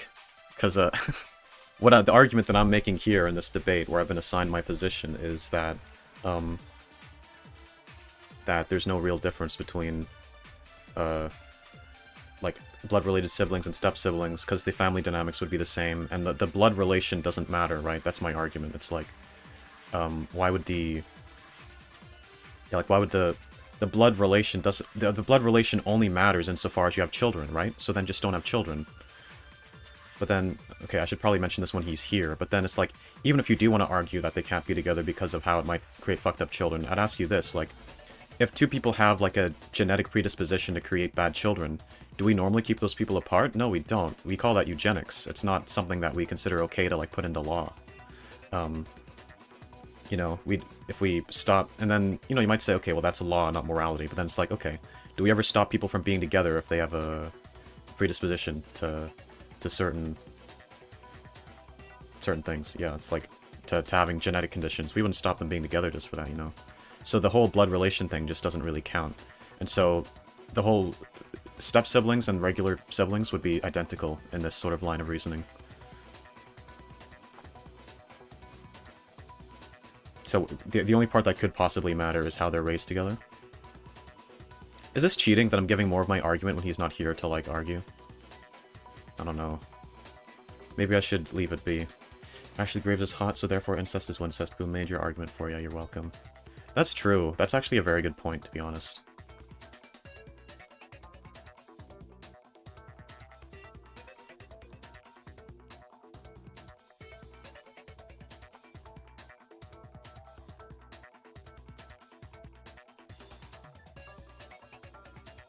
Where is he?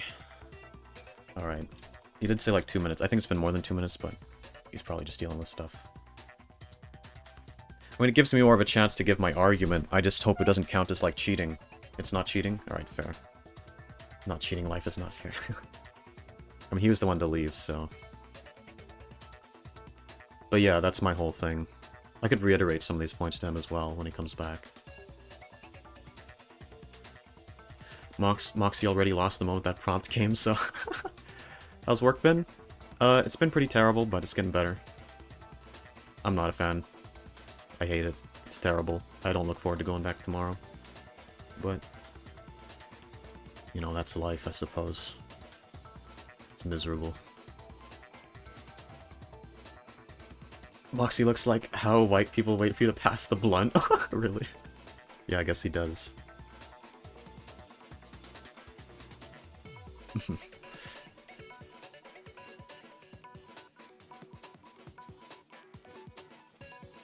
But yeah. Please censor the W word. Who's to say Moxy isn't off Googling arguments? I mean, that would help balance it out, right? You back, Moxy? Hello. Hello. I'm back. Hi. I hope it doesn't count as cheating that, like, because I was still speaking about stuff when you were gone and you couldn't respond to it. Is that, like... No, since the audience can't hear, I secretly agree with you. But, yeah, no, you can turn me back on. Okay. Yeah. Yeah, now you're back on, Moxy. They can hear you again. Good. Yeah, incest bad. Incest bad. Right. Yeah, so... But yeah, I was just saying, I'll try to reiterate my points. So, basically, the genetic argument doesn't work because like that only causes harm insofar as you have children, and you could just not have children, and then secondly, would you impose those same restrictions on like non-related people who are predisposed to genetic mutations or something, right? Like, that would be considered eugenics if you did. But then you might say, okay, well, put the legality aside, it would still be immoral for them to do that, right? You might say that. But then they'd at least still be allowed to be together, right? They'd still be allowed to like get together. Would you say that incest is good for society, doesn't affect society, or is bad for society as a whole? I would say that if there is a provable way, so firstly, I would say you shouldn't take for granted that it would have a negative effect on society because there have been no studies on that. And then if there have been, it's possible that they're very, biased and all that. It's like, just because, we come from the starting point that it's bad, and so we look for the evidence that'll support that. So I think everything that we've done in regards to that is going to be a bit skewed. But then even if we put that aside, I would say that even if we assume that there is some provable societal harm that can come from it, people, what it would do on a large scale is irrelevant to whether two individuals should be allowed to do it if they have demonstrated that in their case it wouldn't cause any harm. So I mean, just think about how fucked up it is in any other situation that isn't to do with incest, if you were to stop two people from getting together for some like societal reason, right? Like two people are in love with each other, they're going to be happy together, they want to be together, but you stop them being together because, it would be bad for society in some broad sense. I think most of us would think that that's very unjust. They'd think, love is love no matter what, and it should come first. Well, so what you're arguing is, I think, very close to what we're discussing, but I don't know if it's necessarily the same thing. I'm not talking about stopping people from doing it, right? Like, in the same way that I would say smoking pot, right? Mm-hmm. I'm not going to share my thoughts on it, but I could see someone saying, I think it should be wrong, and I think that the law should allow for it, right? So yeah, the discussion is about whether it's immoral or not. I'm saying it's not immoral. Not whether people should stop it. I'm saying it's not immoral because people have a moral right to be with someone that they have mutual love with, right? I think if two consenting adults are in love with each other and want to be together, then it's just morally wrong no matter what to stop those people being together, because that's something they have a right to intrinsically. And I think most people would agree with that logic in every case except this one. And so my question would be, what makes this situation so different? Okay, and then just to clarify too, and that's a good question, what makes it different?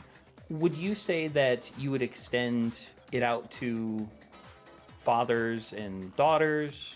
No, but then the reason why that's bad has nothing to do with the incest part.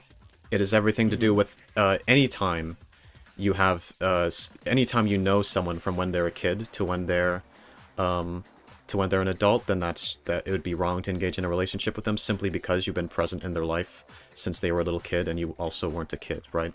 So I would say it has no relation to the incest part. It's just purely that that it would apply equally so if you were not related. So if we apply it equally in a situation that you described earlier, a brother and sister reuniting without knowing, or cousins, yeah. Father meets his long-lost daughter after 20 years of never seeing her. Right, exactly. So by the logic that I'm using here, then that would be okay. You would extend that a father being in an intimate relationship with his daughter is acceptable, so long as the beginning situation wasn't taking place. Well, my question would be, what's your argument against that? If you can give an argument against that, we can address it. Because right now, we haven't demonstrated a harm yet, have we?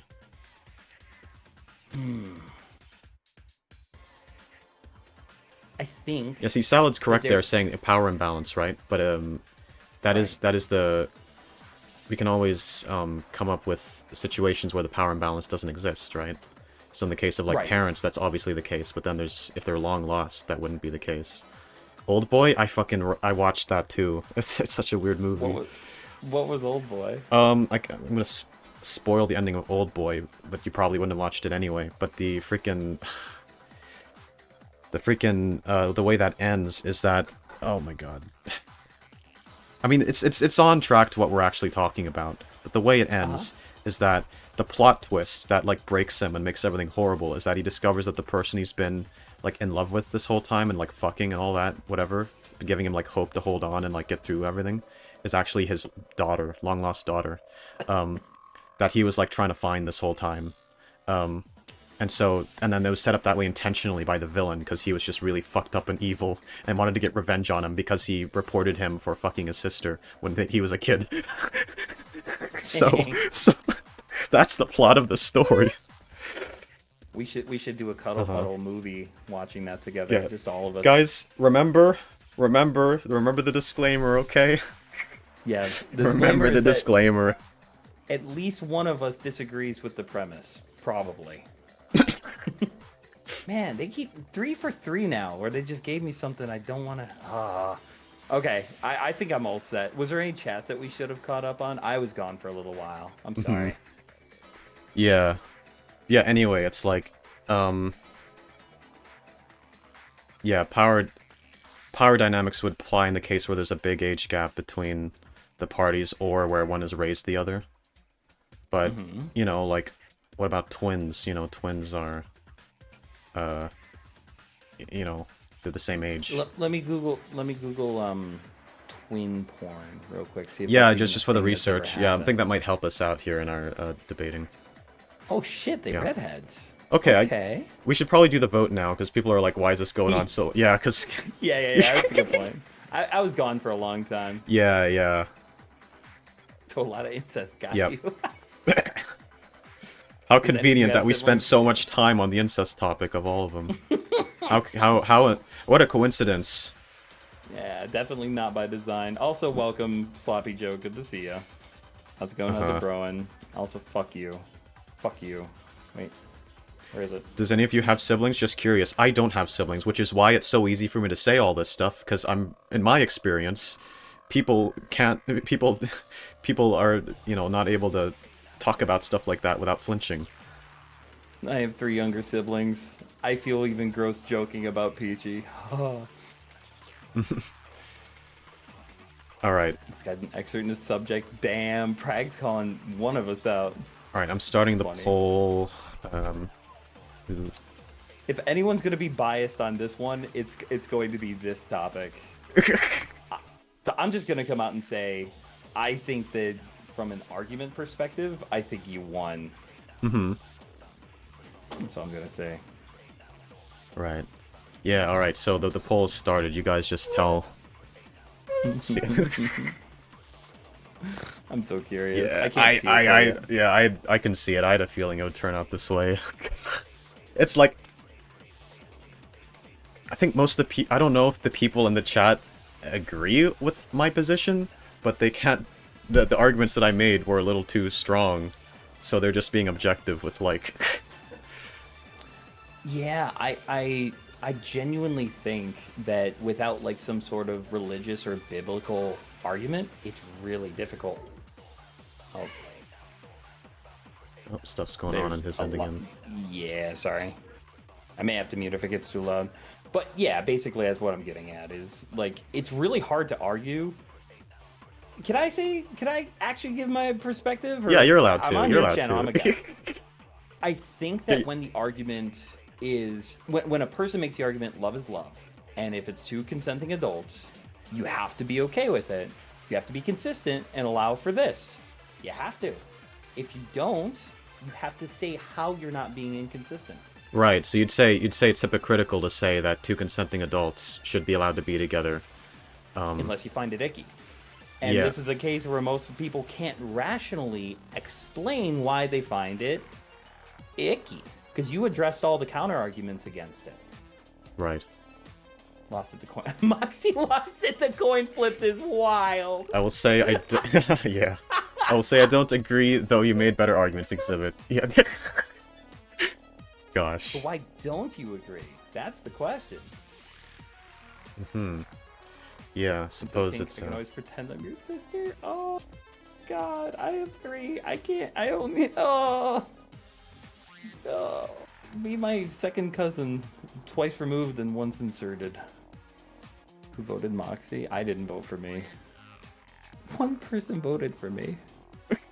Disclaimer, this is a debate where our positions are previously decided. The opinions expressed are by definition necessarily our own. That's what it says. No, that's not what it says. And they are by definition our own. That's funny. Legalize icky. Bacchio, dude. That's gonna open up so many doors. For Legalize icky. That's yeah. That's a statement. I agree. It is hot utopia. What? Moxy energy. Exhibit blood related to someone. All right, yeah. To be my big brother. You want to be my big bro? All right, yeah. So did everyone enjoy that debate, guys? Okay, I think I can close the poll now. So I won by 94%. Dang. That's a lot. So like, yeah, I'm glad people are being objective here, because I'm pretty sure the vast majority of the people in the chat did not actually agree with my position. They just couldn't argue with the points I was making, and so they're just being objective with like that. So I'm glad you guys are being unbiased. I really appreciate that. You guys are good judge. Yeah. You're a good jury. You're a very good jury. Very reasonable. Very reasonable. That's what you guys are. You're the jury. All right, end poll. Seeing the special little mongoose specimen spawned at the baby shower. We just do the baby shower and the family reunion at the same time. It'll be great. Exhibit 1 by 100% with a 2% margin of error. That's hilarious. I think one thing that I mentioned that I don't think was addressed, that I think is worth mentioning, I think that incest is one of the only things that almost every society that's developed apart from others has just universally not been okay. It's really interesting, and I think there's an evolutionary reason for that, right? I think it's because, okay, so this doesn't really apply anymore because now we have birth control, but consider that for most of human history we didn't have birth control. So, therefore, societies where you had incest would just evolve into inbreeding because, like, there's no birth control. The kids do have to happen. You can't just opt out of that like you can now. And so, it's only recently that, like, any of the points that I made during that debate are even applicable. So, throughout most of human history, societies that engaged in incest would just fall apart because then everyone would grow up being terrible, right? Being all deformed and stuff. So the societies that survived are the ones that had taboos against it. And so that's why we now have this world where everyone is against it. It's because the ones that weren't against it just died. So that's basically... I don't know if it's evolutionary though. I think it might be societal. It could be either one. I think they kind of go hand in hand a little bit, because like it's like I mean, not necessarily like evolution. Like, you know, just the societies that allowed incest died out because all the children grew up deformed, and then they died out. And then the societies that exist now are the ones that did demonize it, and that's why every society seems to demonize it. It's because the ones that didn't aren't here anymore. Yeah. Fair. Yeah, I think it's very hard to argue them. 1 second. I'm so sorry. I'm gonna mute myself for just a little bit. If you want to spin the wheel and get ready for the next one and just kind of hang out with chat. I'm sorry about this. Oh, no worries. I'll wait till you're back to do the wheel, but I'll just chat with chat. I've loved all this debating. Haven't gotten to be a jury for a debate in a long time, and it was really fun then and now. Glad to do so again. Hell yeah. I'm glad you guys are having fun. You guys having fun? Society demonizes it because it makes it hotter. Base take, to be honest. Yeah, that's the thing, right? Incest would not be nearly as exciting if society was okay with it. It's actually kind of nicer that society is against it, right? Because then it's like, then it's forbidden, right? That makes it more interesting. Like, I wouldn't I wouldn't be a ciscon if society were accepting of that, because then what would be the point? You know? The whole thing is that it's forbidden. That's the appeal of, like, enjoying it within fiction. Dude, how much longer are you streaming? I don't know. Probably for a good bit. Maybe for a good bit longer, because we've only gone through a few topics. If you like, have to go, then you can. Like, if you feel like you've been here too long, you're getting tired, you can. The forbidden fruit tastes the sweetest. Yeah, basically. Forbidden love. Exactly. And, like, the idea of forbidden love appeals to me a lot, so that's why that kind of fiction sort of appeals to me. It's like, what do you mean I can't be with this person that I like? Who should get to decide that for me? It's like, that sort of resonates with me in a way, you know? And that's why it feels extra romantic. Because it's like, you don't want to be told you can't be with someone if you want to be with them. That feels kind of fucked up in a way. Understand the taboo aspect, but like, buddy, that's your sibling? Well, again, I don't have siblings, so I'm in a very convenient position here, right? I'm in a very convenient position here. And people who do have siblings have a lot more trouble enjoying that kind of fiction, understandably so. So, like, yeah.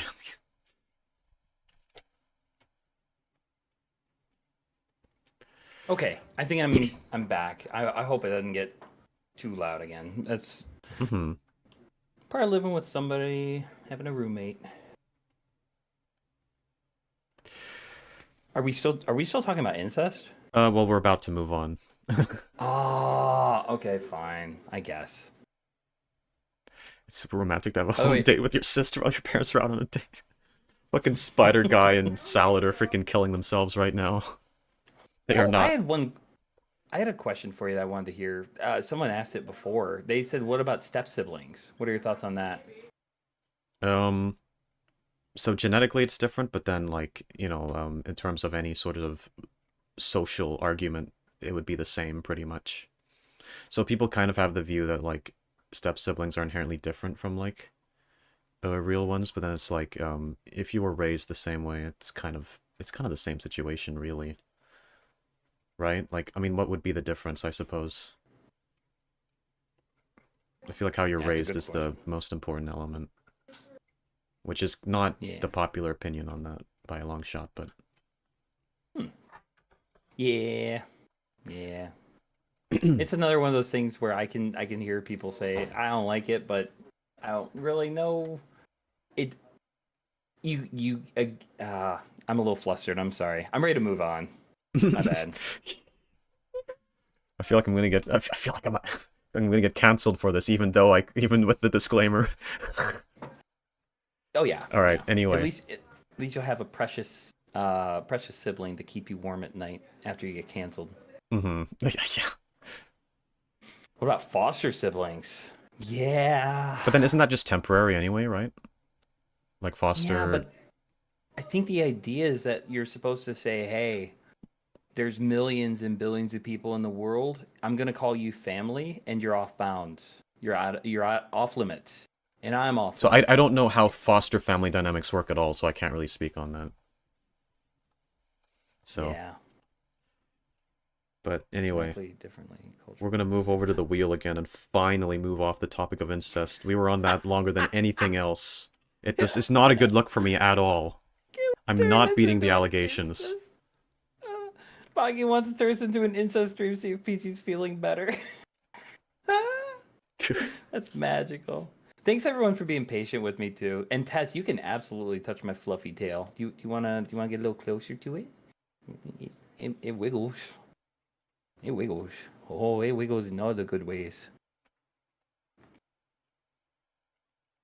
I'm so curious what we land on.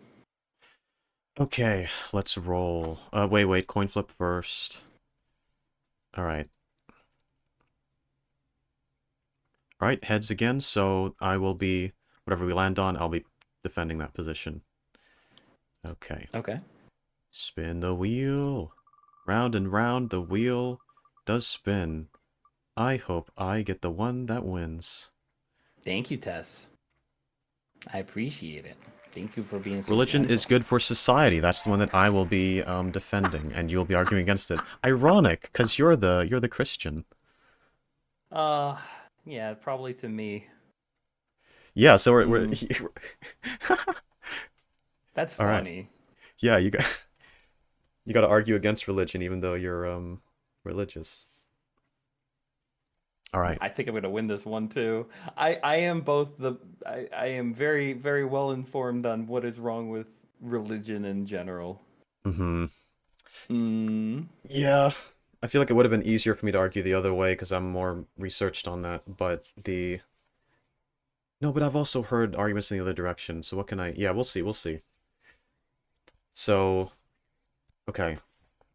We'll make this Oh, work. cool, Tess. We should be together. I'm kidding. Huh. Or am I?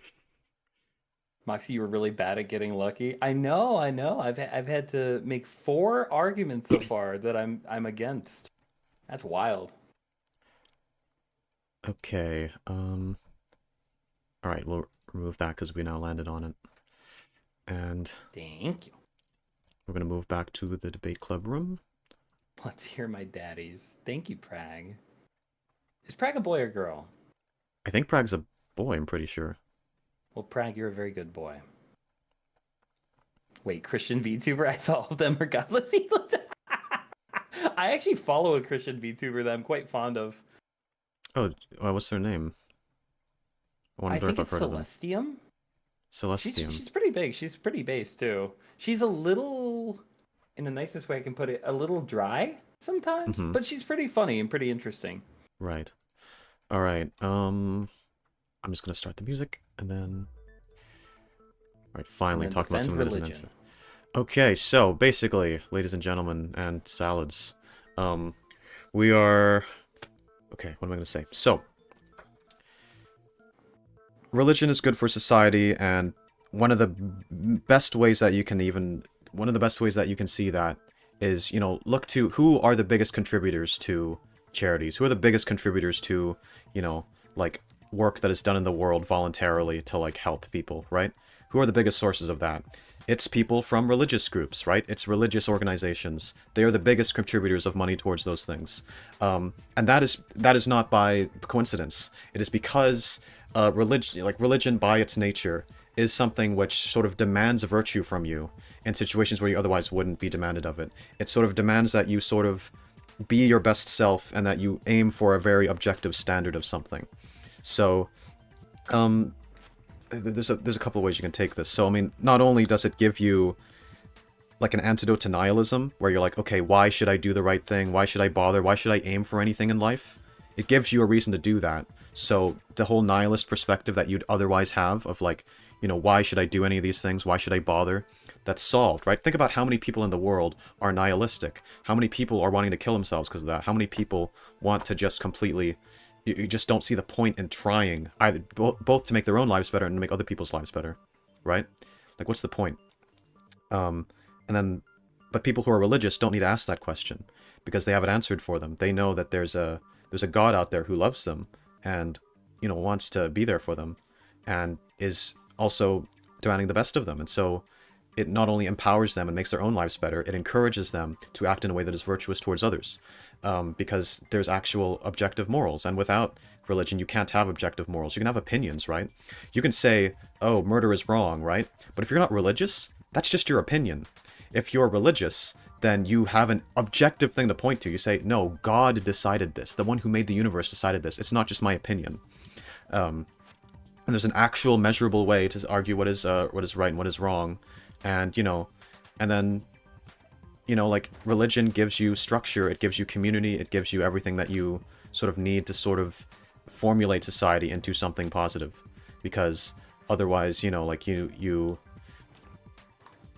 everyone is aiming for something that will be, virtuous. Everyone is aiming for, that, and then the more people are following... What are you laughing at? Marvelada, nihilism is not that bad. Yeah, that's so what he funny. said. Yeah. It just caught me off guard. I'm sorry. But anyway, I think I've made all my points there. Since it's only 3 minutes left, I better hand it to you for that. Yeah, I mean, the idea that religion is any sort of good for society would have to be substantiated. I think that religion has led to so much war, so much abuse, so much pain and suffering that's unnecessary, and is held by most people that don't even understand what they claim to dedicate their life to. Mm-hmm. Okay, so first off, I want to say that in public debates, it is seen as bad manners to respond to the opening arguments of someone else because it gives an advantage to the person responding. Are you comfortable with that or no? Just go ahead. It's fine because the timer will run out anyway. And we'll have all the time we need. Gotcha, thank you. Yeah. Then yeah, I would say that the argument that objective morality is something that religious people can hold to is pretty ironic because every single religion holds to a different standard of morality. So the idea that, hey, you can't have everyone have their own subjective opinions on what's moral and not. Let's have all these different factions create their idea of what's objectively moral and try to figure out which one's right. It's way less meaningful than conventionally coming together, using reason and logic, which even from a religious standpoint would be something that a god gave us to use, and figure out how we should be living our lives socially or not. One of the founding premises of even the Christian founders of America, from where I'm from, is that people should be free to use religion or not, to stand on it or abandon it completely. And in the hundreds and thousands of years we've had, what has it led people to do? Justify wars, justify death and killing. I don't think that the charitable acts that could be done by non-religious people outweigh any of that at all. And then how many people do things that aren't necessarily harmful to others, but harmful to themselves, denying themselves joys and pleasures and things that are here for us to enjoy because they think that they're not allowed to.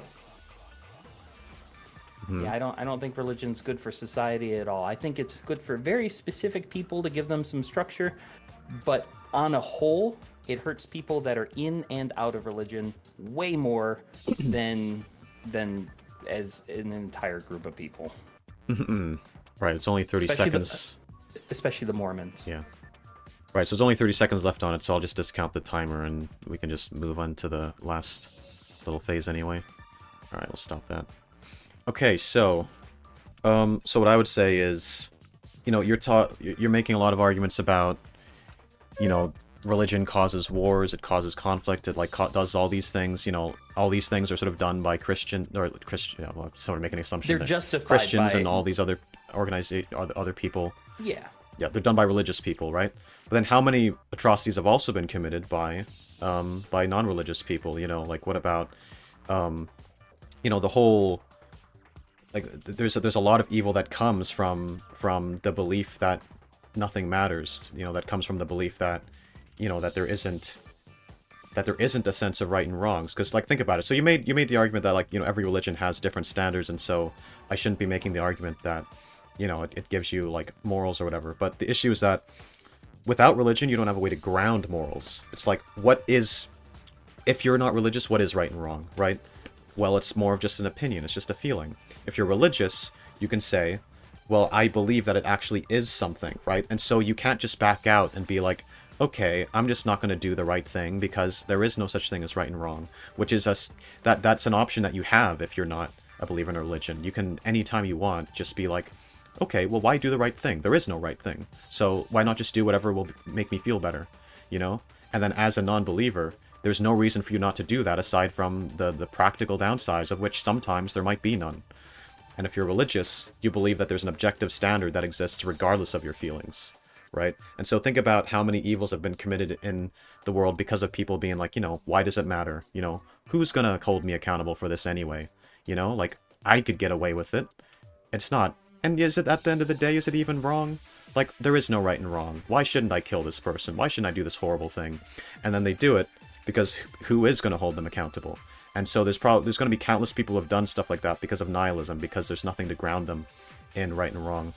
And that's going to have caused an unbelievable amount of, you know, suffering. You know, like, think of serial killers, think of, you know, genocides done by evil dictators. You know, think of people like Stalin. There's some people who argue that, like, Hitler was a Christian, but technically, if you look into his works, you'd see that wasn't really one. He kind of pretended to be one because he found it like a useful tool to try and control people. But he was not really. He did not literally believe in the Christian God as he purported to. So he was operating off of, you know, he was making up his own morals. He wasn't following the guide of some ancient text that had been built over thousands of years, that had been built upon by the wisdom of many people. He just said, okay, well, I'm going to make my own morals. I'm going to be the Übermensch, as Nietzsche would put it, and I'm just going to determine my own morals, and based off of what makes me feel happy and makes me feel good, not based off of anything objective in the world. And that is what led to him doing such horrible things, and what's led to a lot of people doing horrible things. Yeah. So, in regards to the first thing you said about how non-religious people have also led to genocides and war, right? But it's not their lack of religion that caused them to do those things. Whenever a war is caused because of religious beliefs, not necessarily even religious people, but the beliefs that they hold to, you can place blame on those religious establishments because there's an expectation of dedication to the followers. When there's Right. someone that gains power of a country, it's not their lack of religion. Like, if you were to take those people and say they were also Catholics, that doesn't make Catholicism bad, right? It is either the religion that's causing the harm or causing people to do the harmful things, not the lack of it. On top of that, the idea that we have to appeal to some higher power in order to develop meaningful, important, useful moral standards isn't proven in any way. I could decide that I think it's objectively wrong, morally wrong from an evolutionary standpoint, that causing unnecessary suffering or pain is immoral. Okay, And I so don't need to... Go ahead. oh, sure. I was just gonna say, what? So what would be your argument for why that's wrong then? Like you're saying it's wrong from something in evolution indicates that it's wrong. Like in what way would evolution be tied to right and wrong? Because we work better. I would say that society functions better when people agree not to harm each other, to get along, to share resources, and live in a way that's conducive to the tribe thriving and society working. Okay. Religion is inherently divisive and causes people to stop doing that. Okay, so then how do you decide what's better then? So you're using the standard of better, right? Where does that come from? You're saying that society operates better when we Results. work in a certain way. Right, okay. Yeah, how do we quality of decide life, age how do we expectations. okay, but how do we decide what results are good? How do we decide like are you saying is your argument basically that like society is like happier? Is that sort of where you're placing the value?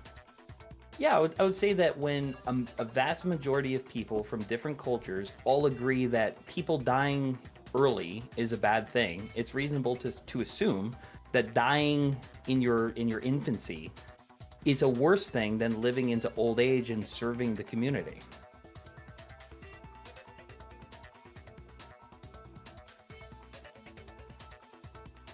Oop, did you go mute?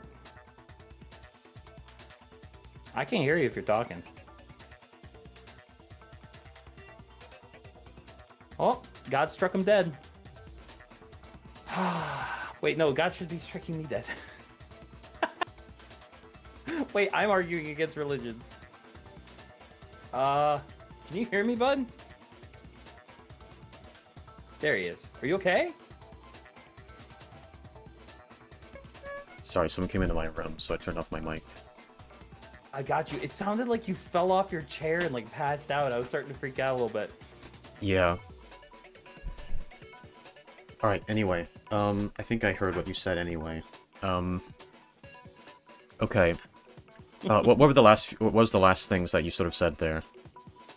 I'm arguing that when you ask me what makes something good, how can we figure out what's good? I would say that a majority of people agreeing that it's good to work together, it's good to live in harmony and to not fight and not kill each other. It's better. I'm streaming, Mom. It is dependable as a standard of goodness. Okay, so the argument that you're making there is that whatever is good is just whatever the majority says is good. That sounds like what you're saying, but then by that logic, during periods of time in which people had views that we'd now consider wrong, you'd say that it was right back then. For example, at one point, most of the people in the West would have said that being gay is bad, or that slavery was good, and things like that. And because that was the view of the majority, it must have been true. Because you're sort of saying that, because society agrees that, oh, these particular qualities are good, therefore, it must be good. That's because you're still appealing to something there. You're sort of appealing to the majority in order to ground your morals. But that doesn't seem like a good place to ground them, does it? But the reason why people believe those things is because of religion. religion has always held progress back and prevented people from doing what they know is right. People inherently know that owning other human beings is morally wrong. And from my side of things, the North had to fight against the religious South in order to stop them from holding people down and suppressing them. The Civil War is a great example of religion being terrible for society, because most people that were arguing for keeping slaves were making that argument not because they understand from a moral perspective that it's wrong, but they were making religious arguments. Almost every time that people are held down and suppressed, it's used by a religious statement. It's very rare that people say, yeah, owning slaves is right because it makes my heart feel good. It makes me think that it helps society. It's Right. from some sort of religious bias. But then so much of the moral progress that we made is also because of like religious people, right? So Martin Luther King, who furthered the rights of black people within America, he was a Christian, and he cited his religious beliefs as being the reason why that he or like as like reasons why people should believe in equality and things like that. You know, it's because he said, you know, under the, you know, if you believe in God, if you believe in all these things, then you should believe in equal rights. He used that. It wasn't just that he happened to be religious. It was the reason why.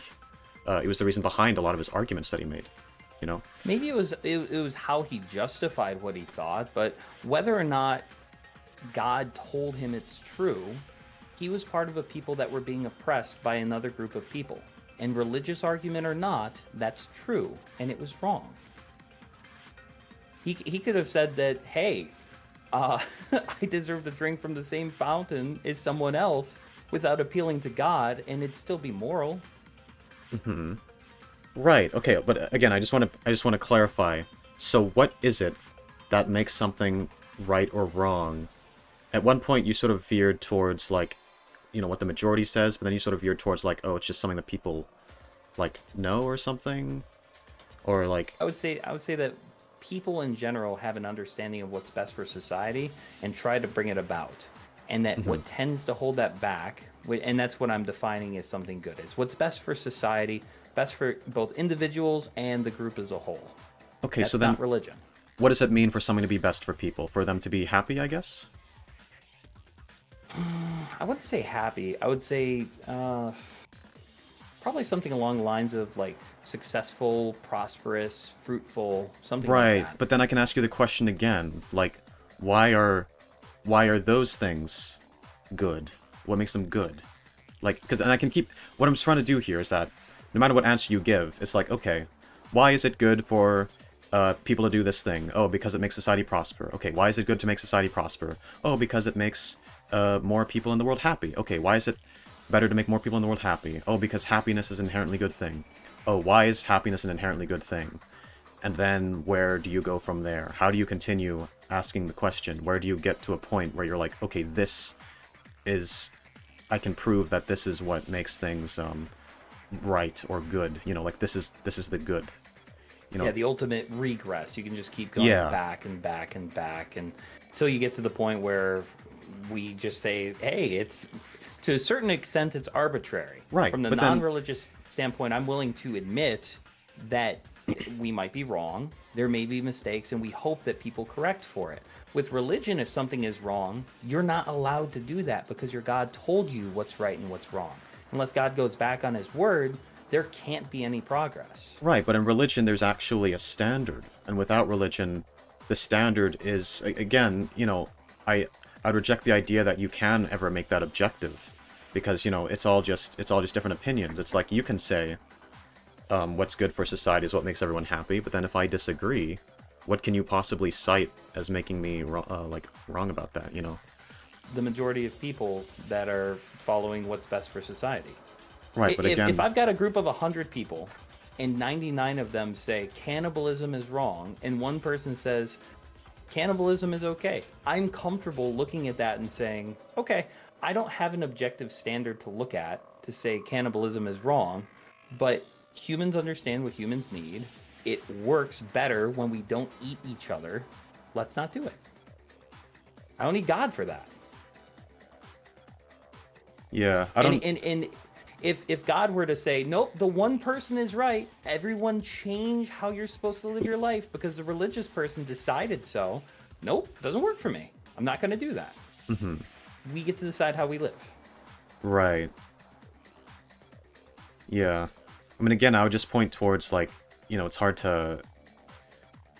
Like, with what you're arguing, it's you can't really get to a point where you can prove that there is something that says, oh, this is what makes something right or wrong. It's just based on, like, feelings and intuitions, pretty much, which can differ person to person. Intuition's pretty good. The logic and reasoning are pretty good. Yeah, I would agree with that. If we don't have that, what do we have? Because you need logic and reason to understand what God has told you anyways. Like, ultimately, your objective morality is filtered through your subjective perspective. Mm-hmm. I just cut out the middleman. Right, yeah. And I don't have something influencing what I can look at from a rational perspective. Mm-hmm. Yeah. Do you agree that you have to use your subjective senses to understand what you believe God has objectively told you? Yes. Oh, okay, so we're both being arbitrary now. No, because I believe that an objective standard exists and that there's a way to ground that, right? There's, whereas in your case, you know, again, like, I would question, you know, when you keep asking the questions of, like, why is this good? Why is this good? And you get to the final analysis where you're like, okay, why is happiness a good thing? Why is suffering bad? Is your argument there that it's bad because everyone says it's bad? Or that it's, you know, what is it that makes it bad? That makes suffering bad? What is it that makes pleasure good? I would say, yeah, it ultimately comes down to it's reasonable to assume that culture can figure out what we ought to be doing and what we ought not to be. And that if... Man, this is rough. Can we do the vote? I'm having such a hard time. Okay. No, I think I understand what you're saying, though. Yeah. This is actually how objective versus subjective arguments tend to go. Yeah, it's such a fucking mess. We've probably gone in circles several times. A little bit. I love some of the comments, though. I mentioned cannibalism. Baki was ready on the trigger saying, no, cannibalism is base. Gotcha. Yeah. That's a Best pretty use base common statement. sense, not just stick to religion. I want to say something as soon as I'm allowed to. I'm dying. I'm dying. Okay. I'm gonna do the poll now. I felt like a monogamous married nun watching a threesome and having to commentate on it. Moxy makes some good pointers though. Thank you. Example: I don't need dogs because of religion. I don't need dogs because I'm genuinely curious who will win this one because I couldn't tell how well I did. Don't forget, guys, you are not voting for what you agree with or believe in. You want to go with whoever made the best case, the best arguments. Mm-hmm.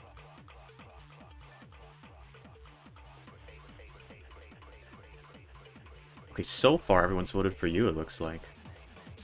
We've got 8 votes in. I feel like that might be biased, though.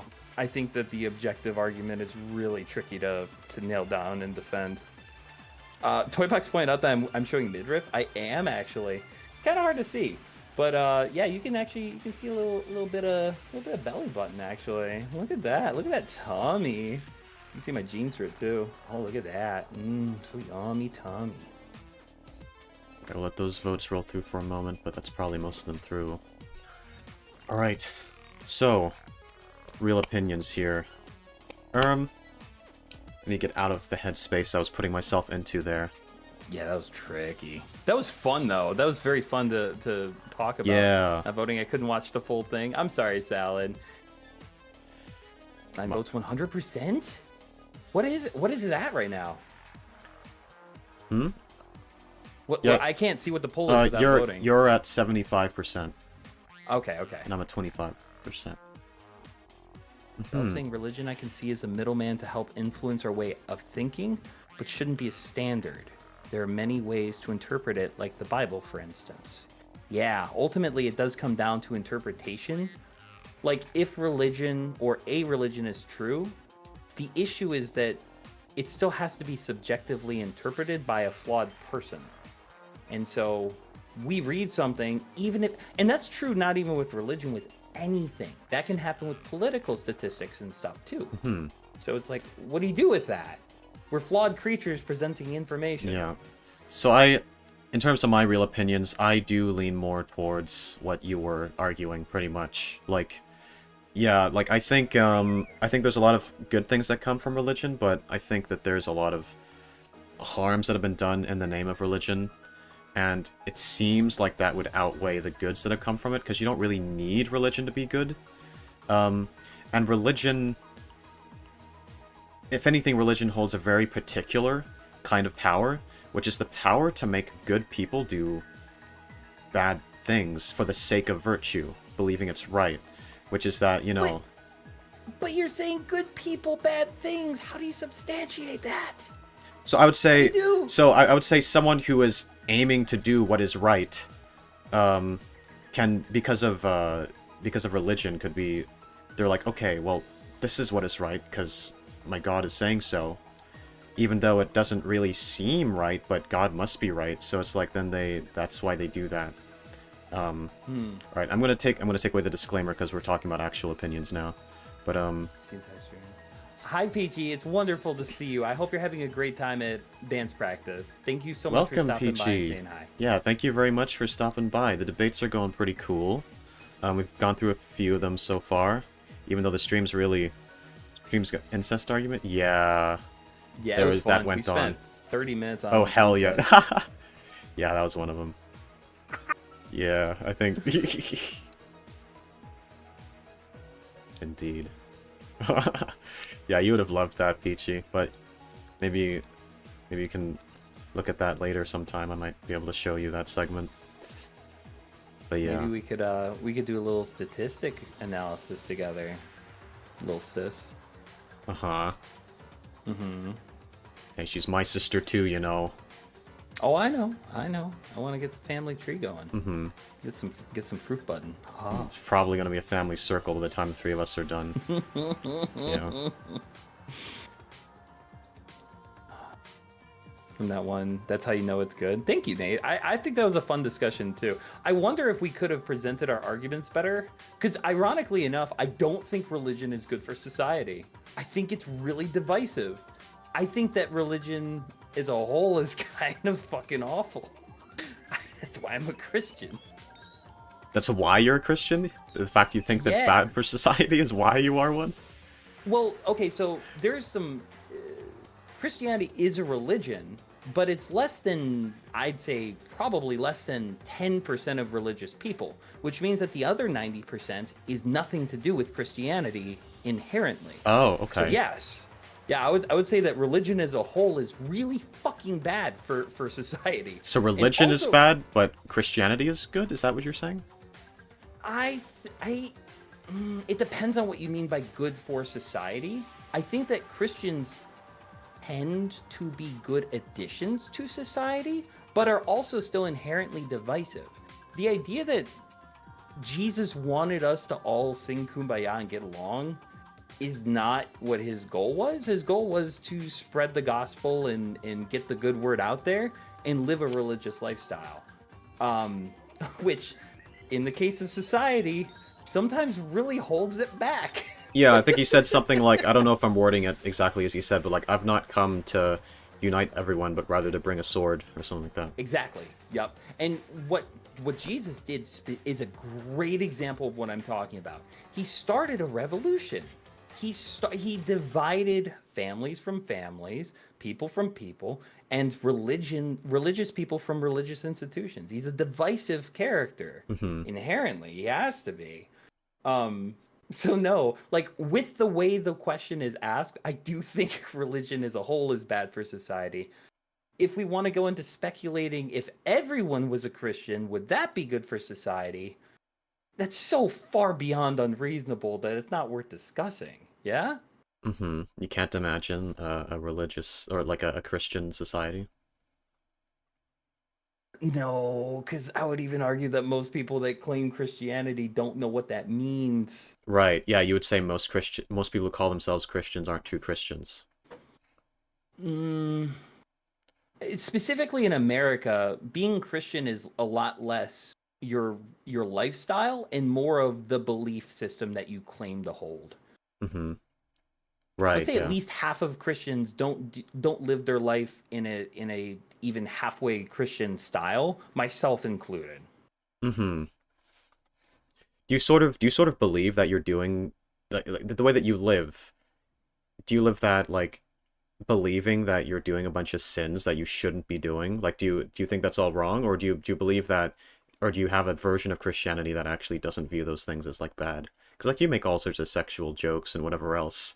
I don't know how Christian Well, that is, or like according to some Christians at least. no, I would consider myself a very, very sinful, broken person that is not living according to the tenets that I believe are good and believe are godly, and I'm just too broken to follow them. Really? That must be Oh kind of yeah, depressing though, because I don't want to have that view. I want to believe that the things that I engage in and like admire and that bring me joy, I want to believe that those are good, not that I'm some kind of like a bad person for enjoying them, right? You know? Like mm, I enjoy weird sexual things, weird like hentai stuff, weird all that. Like I would hate to view that shamefully and be like, "Oh, I'm doing this and I enjoy it, but I shouldn't be." I would hate to have that view. And I mean, I did have that view when I was younger. So I've come out of that interesting. and I wouldn't want to go back, So in a way, it's It like I feel a little, yeah. yeah. Yeah, I'd say it's an uncomfortable situation to be self-aware of the fact that I'm contradictory. It doesn't feel necessarily good, but I also think that part of my faith is showing grace to others and to myself. And with my life situation as it is right now, I'm showing myself a lot of grace. And I'm gonna come back and hope that everything's fine. I don't believe in a God that is results based. So that kind of helps. It's not like if you're a good enough person you go to heaven, and if you're a bad enough person you go to hell. Yeah. So yeah, Yeah, it's not comfy. salvation through faith or whatever. Yeah, by grace through faith alone. Yep. Mm-hmm. Right. But but I will say, yeah. I mean, from the argument we gave, I think we both agree that religion is bad for society. Mm-hmm. Yeah. Oh, But I would say overall, just because it's used as a tool so much to like stop people from doing things. But that's not to say that like I think it's harmful in every instance like of a person, right? So like I used to be a straight up anti-theist where I was like, okay, like every instance of believing in religion is wrong because you're believing in something that's not true. That was sort of the reasoning, and that it's always going to be inherently harmful in some way. I don't believe that anymore because like I think that in some cases believing in religion can be beneficial for you and others around you. So what I would say is, there's certain things you could come to believe as a religious person that may be harmful for society, especially if you impose them on the rest of society. But then there's some things that's not, it's different person to person. So like one person who is a Christian might be like, um, believe in sort of that like God has told them, or that their interpretation of the Bible says, you're not allowed to be in favor of certain things that people need, and like that affects how you get into legislation, that affects how you what you advocate for like politically and all that, and that might not be good. But then someone else might also be a Christian, but their version of Christianity doesn't believe those things because they've interpreted the Bible in a different way. yeah. I yeah, and the interpretation and differences of opinion is something that's a big deal to me. It's a big reason why I don't talk to a lot of Christians about my own beliefs and try to keep my online persona a lot more discreet than I Yeah, used because to. I think if you talk to any like ordinary Christian and told them about your channel, they're not going to approve of that. No way. They'll either not approve of it or have such a watered down view of Christianity that they do approve of it because Christianity is whatever you want it to be. Hmm. Yeah, I mean those seem to be the. I mean, I'll be honest. I kind of view that as like being the least harmful, because it's like Least harm, yeah. there's no effect that it can have really. Like I mean, I guess it's also the least beneficial, right? But like it's the least harmful too, because it's like what their religion could never motivate them to do anything that is really different from what they otherwise would have believed anyway. Really. Very well said. Yeah, and that's the idea of, I mean, from what I understand, that's the idea of Christianity is to be set apart, to be a light in the world of darkness. If you're blending in with the world, I'm not saying I necessarily think that non-Christians don't have light in them. I actually think that some of the most loving, patient, kind, and virtuous people don't appeal to God to have those virtues. Yeah. But yeah, I agree with you. It's the least harmful. It's also the least meaningful because, like you're saying, it doesn't impact Yeah. their lifestyle whatsoever. Yeah, and so what I would say is, yeah, a lot of people are talking in chat about like, oh, like not forcing it on others and stuff, and Peachy is saying, you know, it's fine if you're not forcing. I mean, I'm similar, so like, I don't think you should. I think it's harm. Yeah, I don't think it's good to be forcing that on other people. But then a lot of people have the view that they're supposed to do that because it's like that's what they're commanded by God to do, and I think that's a harmful sort of belief to have because then it leads to you forcing that on people because you believe that's how you save them. Yeah. But I was reading something. Prague was saying Edwin. I dox myself again, why don't I? Moxy is definitely a sinner. That's funny. I've already said my name a bunch of times. yeah, Moxie's definitely a sinner. How dare you, Prague? You're very judgmental. That's what you are. You're very judgmental. Don't you know yeah. that's bad? Don't It's you be bad a to be judgmental. don't be a Pharisee. Yeah, Peachy was saying, I'm so glad I wasn't raised religious, so I never had to deal with this type of internal battle aside from morals. The question that brings me to, though, is if what you were doing was immoral, would you want to have to battle within yourself to change, or would you want to keep doing what made you happy? Yeah, I mean that's the thing is like the code that I've switched to from whenever I was religious when I was younger, like when I was younger, it was like what makes something right or wrong. It's, you know, what God says is right or wrong, regardless of the harms, right? So there's things that I was a bit frustrated by when I was younger was like one of the big questions I kept on asking was like, okay, why is it wrong to be gay, right? So like I'm not gay, surprise, surprise, but like there's a No. lot of I had friends who were. And I was like, Yep. okay, well, why aren't they allowed to do what they, why? Because, like, it's not like they're harming anyone. It's not like anything's bad is being caused by it. Why is it Hmm. wrong? Why should we be opposing that? And they could never answer me. It was like, well, just some variation of, like, it's just not part of God's plan. And I just never thought that was a very good reason. Because, like, but then now that I'm not religious, I've switched to a way of thinking where it's like, things are bad if they're harmful, if they make society worse, if they cause more suffering, if they violate people's rights. And those are all nebulous concepts because it's hard to ground them objectively. But like, Yeah. I feel like it makes more sense than just saying, "Oh, it's wrong because someone said so." Could I respond to that? Because I Sure. actually think I have a better argument than that. And again, it's not necessarily mine, but I have heard better arguments than it's not God's design. Mm-hmm. Or if you're not comfortable with it, we don't have No, to you on the can. channel. Well, do you think it would be like really controversial or something, or like, where is it? I don't think so. We're just more talking about arguments people made than what we actually think. Sure, sure, no worries. Yeah, just go ahead. The thought experiment that comes to mind is if God is the creator of mankind Mm-hmm. and designed us intelligently and designed us intentionally and had a function for us to service or function for us to perform effectively. If we assume that's true and God decided certain things like saying, hey, right now things like shellfish and pork are off limits. Don't touch them. Mm-hmm. Don't even look at them. Those are off limits right now. You don't need to understand why, but don't do it. Being in like a homosexual relationship, that is off limits. Don't do it. If Mm-hmm. he is the designer and if he's the potter, we're the clay, who are we to tell the potter how to make us, right? Mm-hmm. We serve a function, we listen. And I do think that there's the argument too that sometimes when he tells us to listen, it's not because there's a reason for it, it's because he wants to see us do it, right? Jesus in the desert for Right. 40 Yeah. days. So, in other words, something can be completely unharmful and bring you happiness and make you happier and better in every possible way, but you're just not allowed to do it because he doesn't want to. And that just seems like a, crappy reason. But I get what you're saying though. The whole like, I'll address that, right? Because I want to address Yeah, the yeah, I'd love to hear it. Yeah. yeah. So you being like, he's the one who made us. He's the potter. He's the one. Like why we should follow his design because he's the one who designed us and made us, right? But then couldn't you apply a very similar argument to like, oh, I gave birth to you, so you should follow the plan that I made for your life. I'm your parent. You should do what I say, even if it makes you miserable. Like I feel like you could make a similar argument there, right? Because you created them. You're the reason they exist.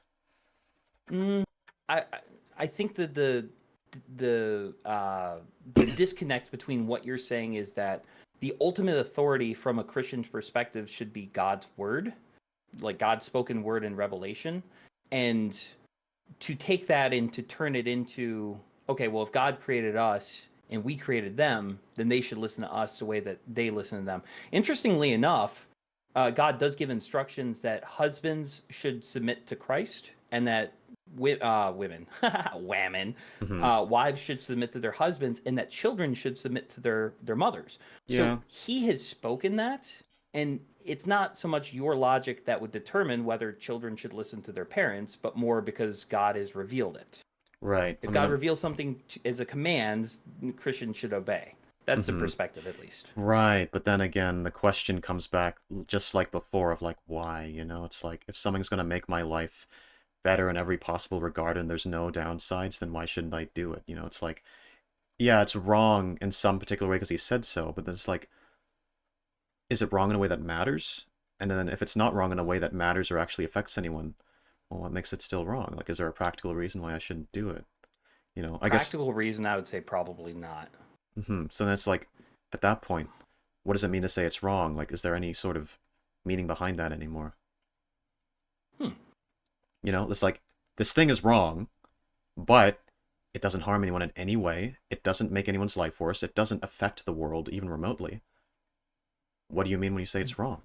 You know, like what? I Yeah, you're talking to you're addressing the religion where the first sin was to listen to logic and reason rather than to what God had said. Hmm. Like that's the whole moral of the story of Adam in the garden is God gave him a command, and then the serpent came by and told him, hey, did God really say that? Why would God hold you back from something that you want, you want, and that would make you happy?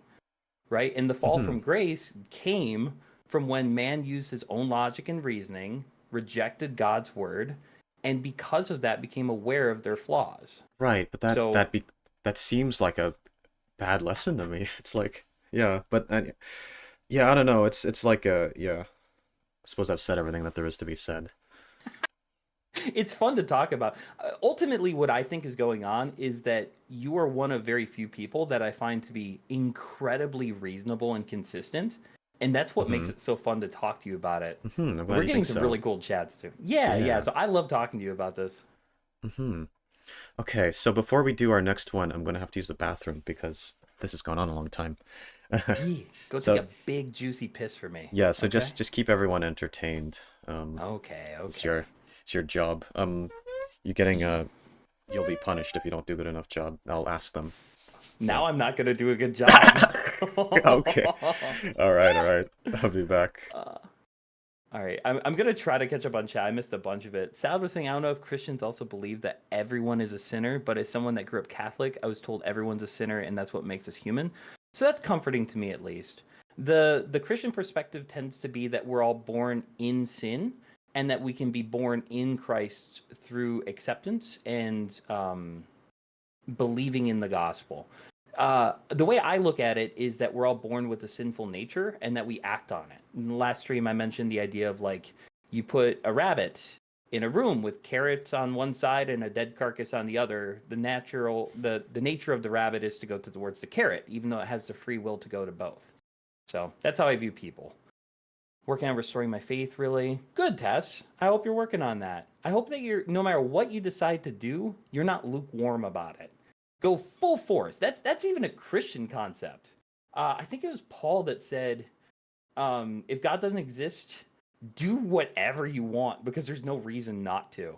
And if you do decide to go into Christianity, don't be a lukewarm little sissy like me. Bell says I was raised Catholic, but I've experimented with different religions back in college, like paganism and Mormonism. How did that go? Mormonism requires you to enter into polygamy, according to Brigham Young, and I'm so on board with it. PG was saying, I think religion can really help a lot of people when it comes to applying it to how it impacts your own personhood, but I don't think it should blanket be applied or forced on others. I agree. I think that not only from a moral perspective, should you not be forcing your religion on other people, I also think from a logical perspective, it's less effective. Oh, he's sleeping. Oh. Oh, he's sleeping. He's sleeping. I agree with that, though.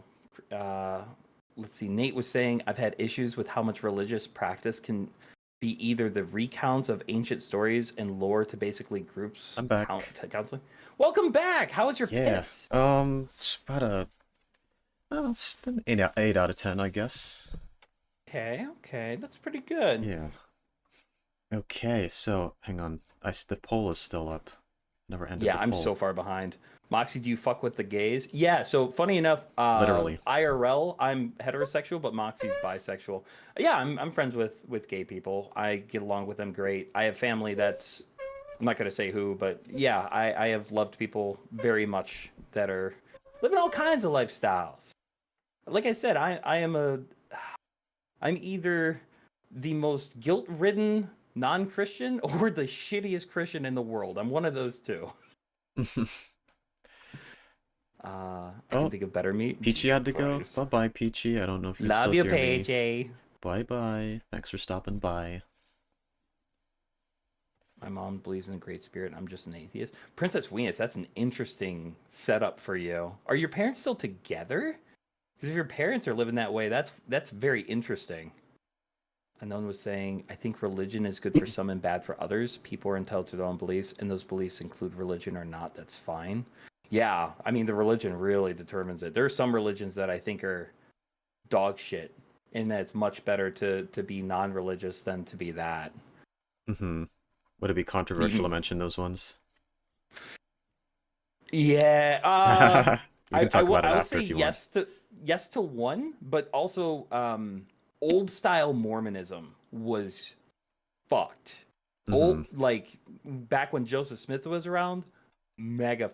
He was marrying every 15-year-old he could get his hands on before he died. What? And just yeah, in the Pearl, no, not the Pearl of Great Price, in the Doctrine and Covenants, he just started like coming up with shit. Like he stopped even trying to pretend it was revelation, and literally he said that God told him to tell his wife that he had to marry this 15-year-old, or else God would send an angel with a flaming sword to smite him. God told me I had to marry this 15-year-old and cheat on you with a kid. Like they told me I had to do that. So I've got to do it. I'm sorry, it's not my choice. It's not my decision. If it was up to me, I would have chosen not to. That's weird. I don't want to do that.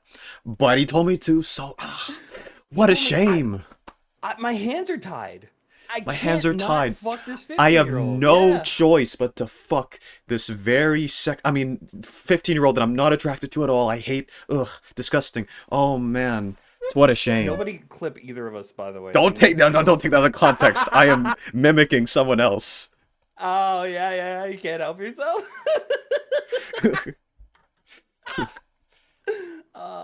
Polygamy with you, me, and Moxy. Woo. Yeah, polygamy was mandatory to make it to the highest level of heaven.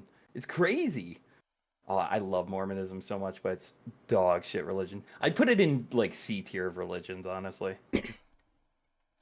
We love the gay hears. Amen. Took a bite out of your sleeping. Prague is saying that I took a bite out of your sleeping VTuber anime character. I don't know if that's true. I might have to fact check that. Perhaps. Okay. Everyone's clipping it. No! They're clipping when I... No! That wasn't me! But putting the disclaimer up. Look. That wasn't me. That wasn't... It wasn't up when you said it, though. Shh. Alright. I didn't even think of clipping. Thanks for reminding me. Fuck you. Let me go turn on the light real quick. One second. Well, I'm still here. I gotta turn on my light. My camera's not picking up.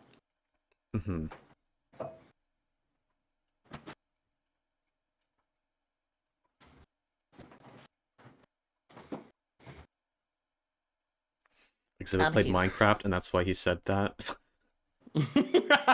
No, Average male VTubers be like. No, I played Minecraft, and then I suddenly Because I'm a Minecraft YouTuber. It happens. It happens. It happens. You got a ukulele? I got a ukulele. Do I have my ukulele? I did a ukulele apology at one point and then uploaded it to the Discord. It's a while back now though, where I was being like, I'm sorry for throwing people into the rat pit and the cow pit and whatever. Based. Yeah. I'm pretty now. Oh, you're so This pretty. bow goes out to the gay people watching. I want to be pretty with you. Mm-hmm. God, I wish I was gorgeous. You are. Thank you. Okay, let's go to the wheel again. The wheel. I just want to give a shout out to everybody that's still here. I appreciate you so much. This has been a really Yeah, fun me stream too. for me. View count is still relatively high even though it's gone on a long time. So you all are super yeah. awesome, yeah.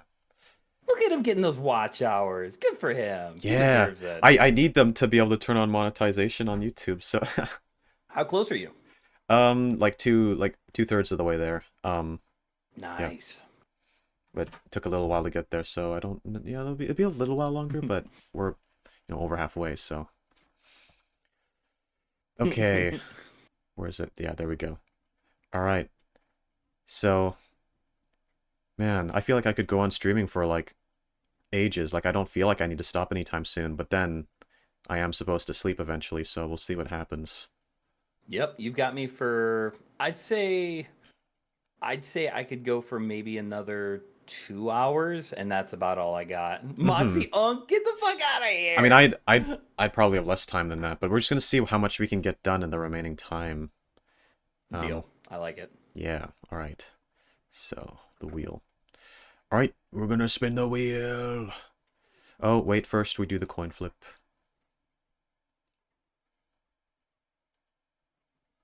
All right, heads. So I will be defending the position that comes up. Okay. All right. You guys ready? Let's go. You smell very good, by the way. Oh, thank you.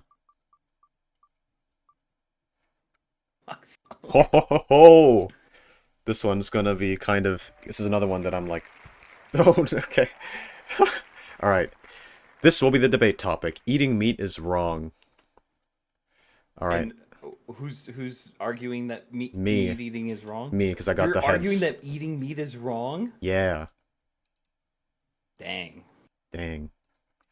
Yeah, me, the one who literally ate an all-meat diet at one point with like no or like only animal products. Dang. So, all right. Let's do this. All right. All right.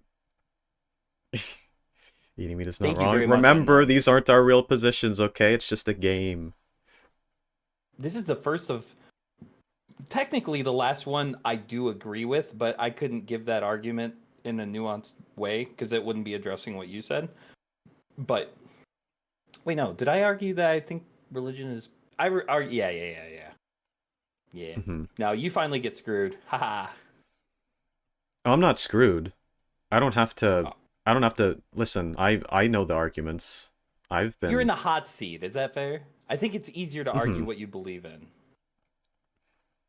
Not always, because I feel like I spend a lot of time thinking about the arguments that like people who disagree with me make, and then funnily enough, that leads to me not thinking about my own position enough because I realize that I've spent too much time thinking about the opposite position, and then I haven't thought about my own, and it's like, oh fuck, like Yeah, it's funny. because like again earlier I was trying to make up for. I was trying to think of like, oh, how can I argue that video games are bad? And then realized whenever the debate actually came up, I'm like, oh shit, how do I argue that they're not bad? Because I spent my time thinking of the the opposition. Yeah. Oh, we got Sakura in Even though chat. it's technically my position. Hi, sweetie. Hi. Hello, Hey, Sakura. Blue. Welcome. Oh, you did make it in the end after all. Okay. So you're gonna see how this format works. So we've got this wheel here. It's landed on a random topic for us to debate, and the topic is eating meat is wrong. And we're not debating our real positions. It's just randomized. So we're just yeah. So I gotta argue that eating meat is wrong. All right. Why are you laughing so much? It's just chat is funny. Prag was saying, Yo, Proby, welcome. Welcome to the stream. I'm very glad to see you here. Good to see you, Proby. Do How this you with me doing? sometimes? Yeah, we could totally do this. Do you think you'd enjoy this kind of like format, debate stream? Ooh. Okay. All right, we're gonna move to the debate club now, guys. Okay, okay. Very, Objection. very happy to see you here, probably. I'm glad you stopped by. All right. Um, let's get the music back on. Let's go. Leave a like if you haven't, please. It feeds my There we go. ego. Please. Okay, starting the timer, and all right, we're starting. Okay, so eating meat is wrong. Why is it wrong? So, would you? All right, let's. Okay, we can run through a few things here. Okay, so there's a few different arguments I'm going to make. First, I'm going to appeal to the fact that the animal agriculture industry is just really bad, right? It treats its animals really horribly, really unethically. If you look at like how there's documentaries on this, there's freaking like animals are kept in such horrible conditions, like tiny cages, tiny pens. They're not given what they need. And then whenever it comes time to kill, on top of them being in horrible conditions, like for their life, where they're uncomfortable and like stuck in, they can't walk anywhere, no room to move, on top of how badly they're treated in their life, when it comes time to kill them, they're oftentimes killed in ways that are not actually very, instant. They're not very, not always very, good, not very, it's like they're killed in unpleasant ways. And, you might point to there being certain like animal welfare laws that sort of limit that to some degree, but there's in a lot of cases it doesn't even apply to like things like birds, for example. So a lot of people are like, no, there's laws that stop us from like killing the animal in horrible ways, and at least in these states and in this country. But then even in that case, it's like, okay, that doesn't apply to chickens, and chickens are a big source of food for us. But then right, it's just about meat. I don't need to talk about milk then. So yeah, like I think the spirit of it is animal products. yeah, So I'm okay with you okay, talking sure, about sure. milk. So with milk, let me just ask you guys a question. How do you think milk is produced? Why do you think it's produced? It's produced because there is the mother needs to feed its child, right? So, a lot of people have this view that like cows are just milk producing machines. That's not true. They operate like humans in the sense that they produce milk specifically whenever they have a kid that they have recently given birth to. And so, how do you make sure you keep getting a steady stream of milk in order to keep things being profitable? You need to keep the cow being perpetually pregnant over and over again, otherwise the milk stops being produced. So that is, that's in terms of milk. So that's, you basically need to keep impregnating the cow over and over again with, like, artificial insemination and stuff, and it's not a comfortable experience for them. Right, and so that's just to do with animal agriculture and like how unethical that side of things can be, and like how they're just treated badly. But you know what? I'll keep the other arguments for later because we're reaching 3 minutes, and I'll bring up other arguments aside from just the situational stuff. So yeah, there we go. Yeah, I mean, well, first off, good points. I don't really know that necessarily demonstrates that eating any meat at all time is immoral or wrong. I think that people are biologically designed to eat meat, and that yeah, you can use extreme examples of how some animals are mistreated to make the case that eating meat or using animal products is inherently wrong. I guess it's not outlined in the question, so I'll ask, are you assuming that in order for it to be wrong, the animals have to be mistreated? Or would you say that eating meat is inherently wrong for any reason? So, this is what I mentioned. This is what I said about bringing other points up later. Right now, the argument is only relying on, like, oh, they're treated badly, so it's wrong. But I could also go into reasons why it would be bad regardless. By just bringing up some things. I just want to make sure. Yeah. I don't want to. But if you want to address this, if you want to address this particular argument first, you can do that, and I can bring up other things if you like manage to rebut that, or even if you don't and you just want to hear the other arguments. Yeah. Eating is much more financially sustainable for most families and incomes. Expecting people, for some moral reason, to switch over to entirely vegan diets, it's not something that people could ever shift around to. Right. And oh, sorry, you should continue. Actually, it's okay. It's okay. It's almost like this argument specifically feels like I don't have much to say because I'm not arguing that it's moral to eat it, as much as I'm saying it's not immoral to eat it. And there's a big difference with that. I don't like that animals are mistreated, but that's not something that I have control over. And eating meat isn't something that I have any reason to think is reprehensible in some way. Whether or not I eat meat on a personal level doesn't impact the fact that companies are going to raise and breed animals the way that they do. And I mean, if there's any moral responsibility, it's not on me. So I don't think eating it is wrong. What were you going to say? Right. Oh, fuck. What was it that you just said whenever I was doing that? Alright, we're in the last minute. We can probably just discount the timer anyway. So just, Yeah. we can bring chat into it if you want. Farmers treat their animals with respect. I've been to farms before. I'm sorry, I was just reading out loud. It's a bad habit. Go ahead. Yeah. Well, I'll address what Tess is saying after we get to like our real opinions, because like right now I'm supposed to be full vegan, so I'm not supposed to. All right, so, okay, but right, okay, so I guess we can. Oh fuck! Did you remember what you were saying back whenever I was like, kind of chiming in with like the or something? Or... I was saying that I don't think the moral responsibility would fall on the consumer because they don't ultimately decide on how animals are treated. And that if there is moral responsibility or moral weight on a person eating meat, it's on the people that are mistreating animals, not the people that are eating the product. Okay, I can respond to that, but I just remember the thing I was actually trying to respond to earlier on, which was, you know, like about like livelihood and how it would like be bad for costs and stuff.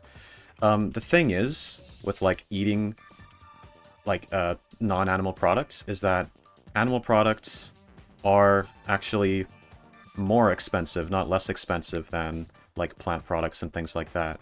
So you actually save money if you eat only plants and stuff, because meat is one of the more expensive foods you can buy. Meat is expensive. Vegetables are pretty cheap. You know, you've noticed that, I'm sure. So really, it's actually more financially feasible to just eat vegan compared to eating meat and stuff like that.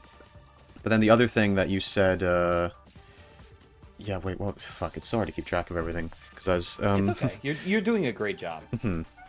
Yeah, you made a point about something. It was Rick. You said. I'm not sure I remember anymore.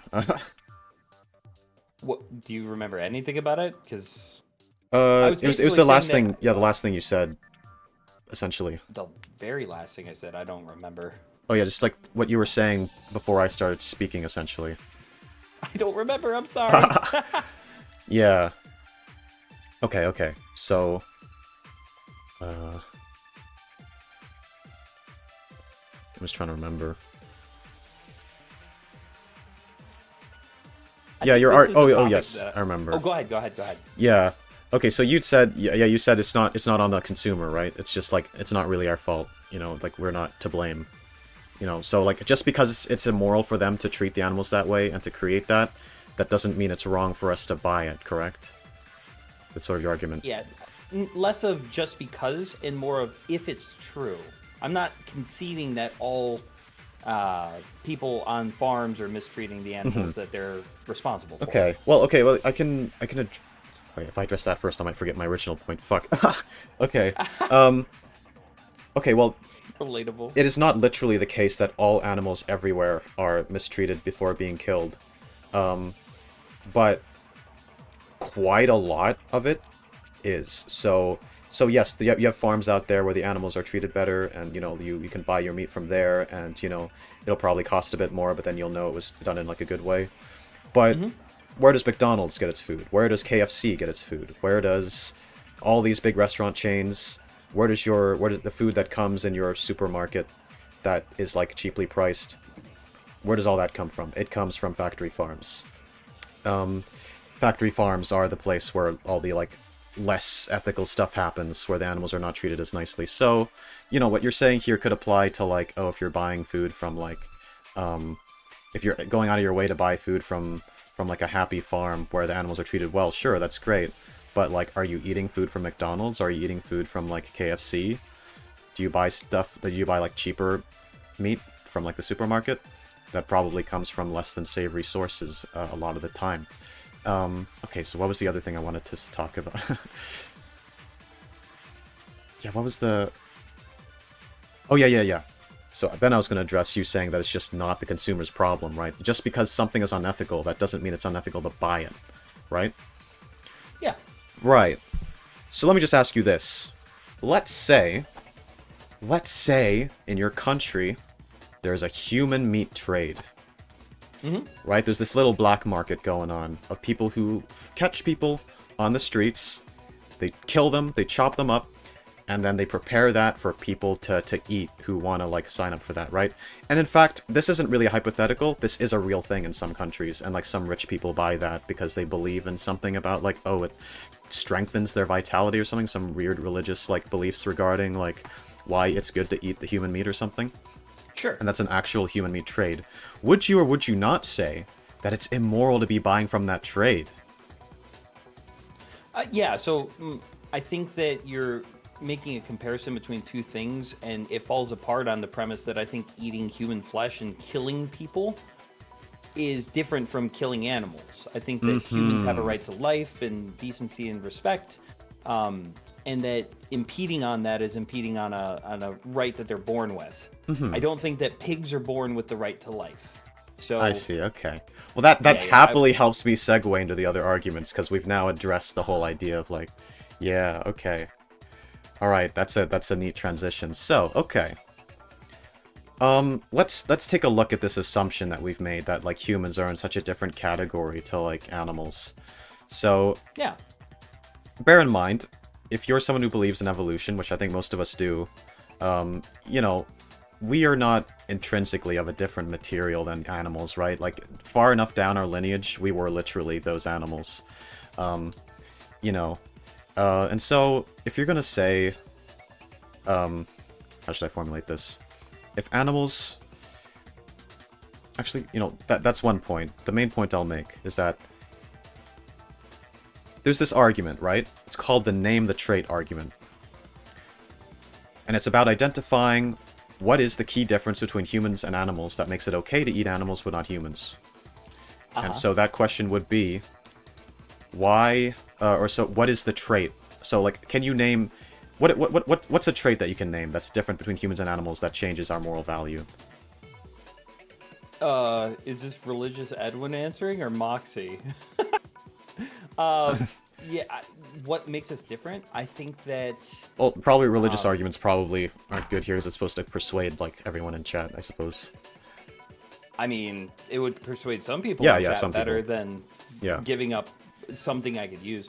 Yeah, I would, like, what are three differences? No, not three differences. Just Three differences? what is a difference? What's a difference? I thought you said three. I don't know why. I think that we are highly developed, and I also think that we've socially come to a point where we agree not to kill each other. That murder is morally wrong. Those are two things, I suppose.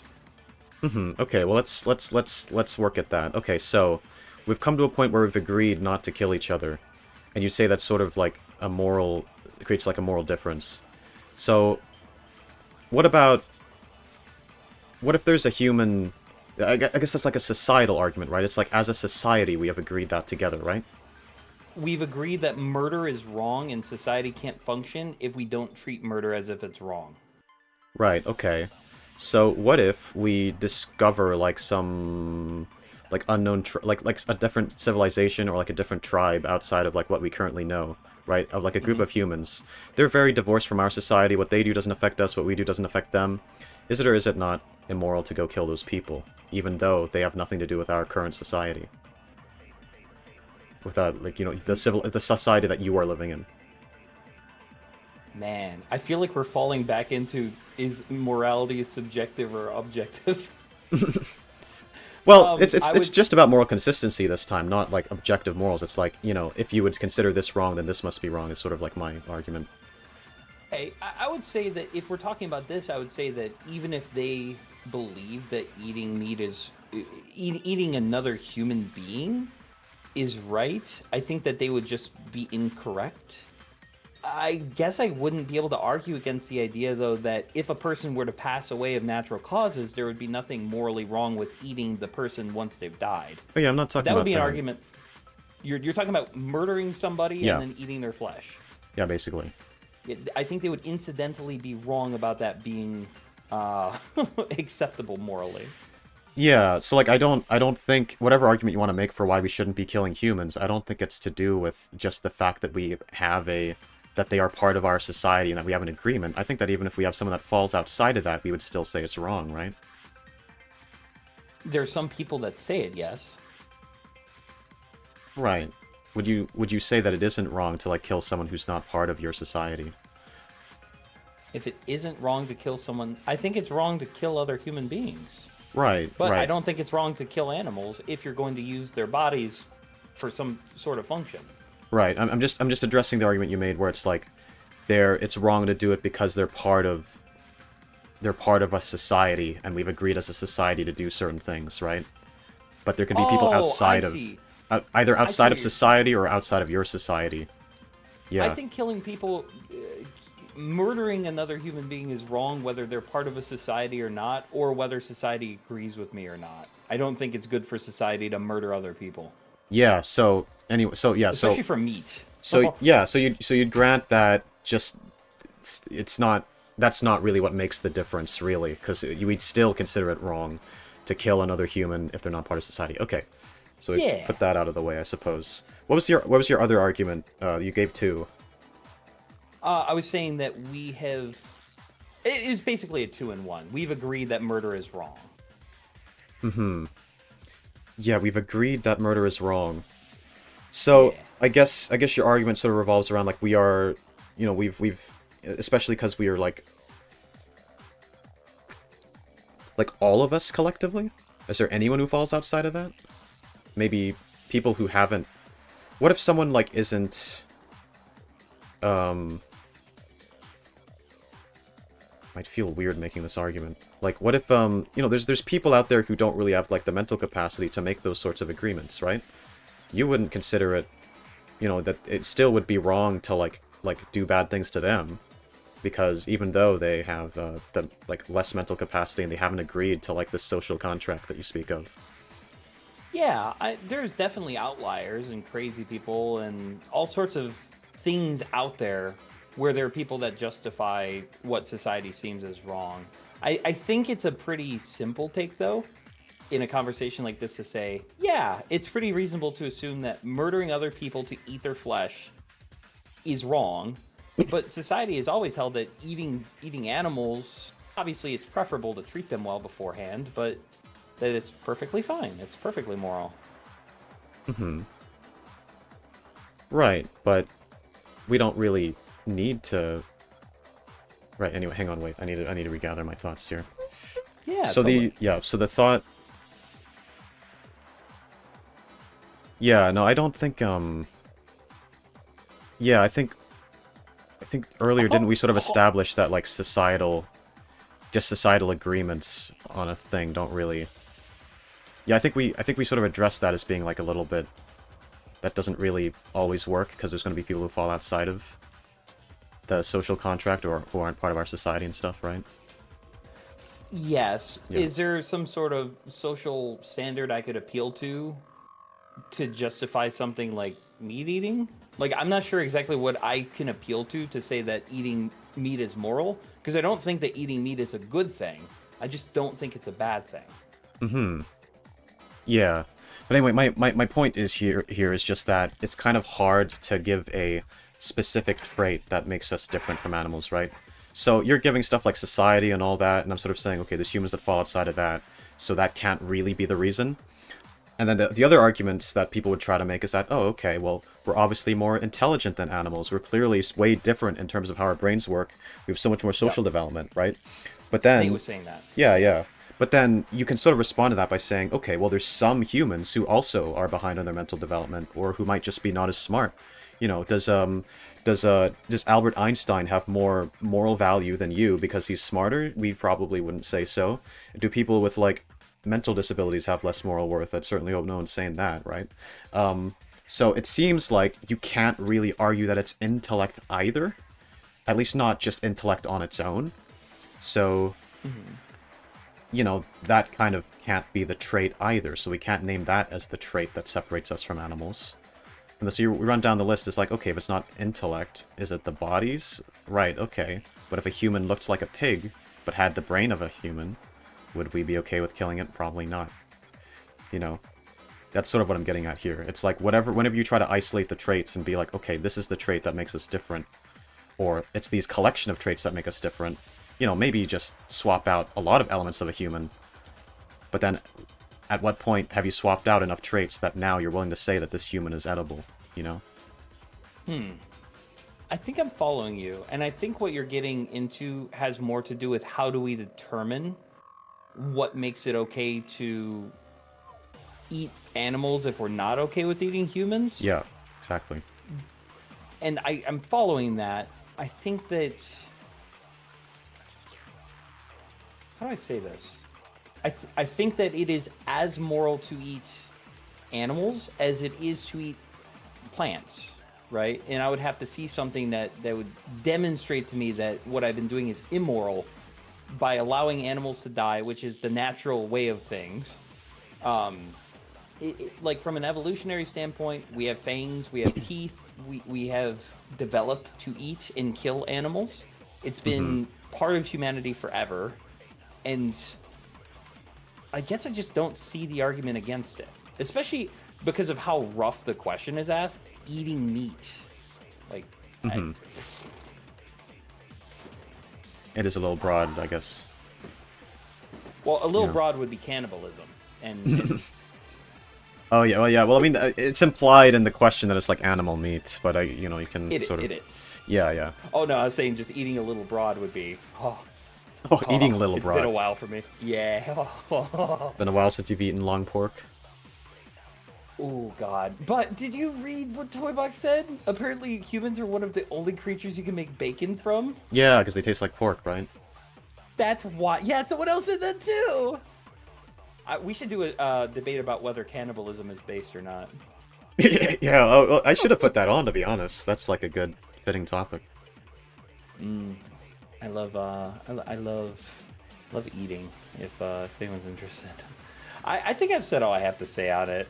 This is a weird one for me because I don't feel like I have much to say because I'm like taking the opposite of something, but it's to me it's self-evident. I don't know what else to add to it. Yeah. Yeah. I mean, yeah. Yeah, that's just it. It's like, I mean, that's the thing, though, right? It's like just because something feels self-evident, you know, it's all well and good to feel that something is true, but a lot of people feel that something is true. If something feels true, but then all the logic seems to point elsewhere, it's sort of a sign that you're supposed to question it, isn't it? Yes, and that's kind of what I'm getting at is I feel like of all the things we've discussed today, I'm in this weird spot where I don't have much to say on it. Yeah, because you haven't researched it as much as I have, and so you're sort of, you need to think upon it before you'd be able to come up with, like, more rebuttals, I guess. Kind of. It's also one of those things where it's like the way that the question is asked, I'm not saying that eating meat is moral and giving reasons why. I'm giving reasons why it isn't immoral. Which is a very different thing. That I think that is how it was worded, though, right? It's like eating meat is wrong. Yeah. Right. It's like, what do I... Was that mine, by the way, or was that yours? It was mine. Yeah, so eating meat is wrong, okay. then it's mine. Fair. Yeah. Yeah, it's a good one, though. I just feel like I'm the wrong person for the defensive. Maybe. Fair enough.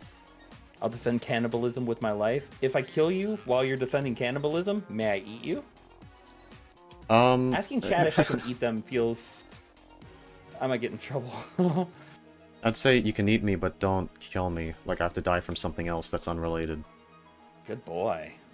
Yeah, then you can Oh, eat. you're talking about, like, eating your... Oh, my bad. Okay.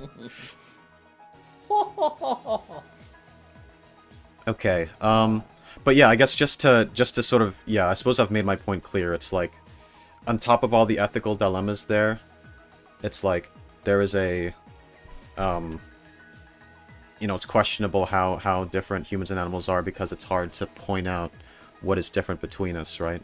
It's like, you know, is it the intelligence that makes us different? No, because there's like less intelligent humans. Is it the appearance? No, there's some humans who look different, and some, you know, like you could make a human look like an animal and you still wouldn't want to do it. It's like, oh, is it the, I don't know. It's like if you could just keep trying to come up with things, and it's like I'd probably be able to say, okay, well, would you do that with a human, or would you eat a human who lacked that trait or lacked a certain collection of traits? Or keep a human as a pet. Yeah, I mean, that's never stopped me, but usually it's they're pretty on board with it, so I mean it's fine. Mr. Weenis was saying, okay, so a baby's not highly developed. What about a human baby? Which Right, again, actually, I should have brought that up. Pretty good. I should have. That's yeah, that's part of the whole name the trade argument, right? It's like these things literally apply to babies. It's like then it's like, okay, well, what makes it different then? I guess you could. Yeah. I'm sorry. Do you want to post a poll? And I had something I wanted to say real quick. Okay. So there was a man I went to college with, and he was from the Middle East, and he talked to me about something that kind of changed my perspective. He sat in front of me in class, and one day he was talking about how like weird Americans are, because he's like, you guys get so emotional about dogs, and like he lived in a country where wild dogs were rampant, and if you saw a pack of dogs, your life was in danger, and if you saw dogs get killed, it was almost like a good thing. So he was just so weirded out about how like Americans will refer to dogs as like their babies or their sons and daughters and stuff, and I was just like, I've never heard someone talk about dogs in this way, like they're dangerous animals. It was really interesting to me, and it changed my perspective on like, you know, it does feel arbitrary that we put so much value on cats and dogs and look down on cultures that consume them, because it's like, why? Because you have a pupper? That makes it wrong? So that's all. Yeah. I mean, I think that's I don't think there's a moral difference between eating like dogs and eating like cows and pigs, really. Or dolphin, or lions. Well, you could. I'm not sure if I'm not fully educated on it, but aren't dolphins like kind of intelligent or something? You could make an argument there, maybe. I'm not sure actually. Am I getting them confused with a different animal? Most fish, but I might be getting them confused with like octopuses or something. Octopi are incredibly intelligent. Yeah. Dolphins are good at being predators. I wouldn't necessarily call them very intelligent. It's hard to quantify intelligence for animals, though.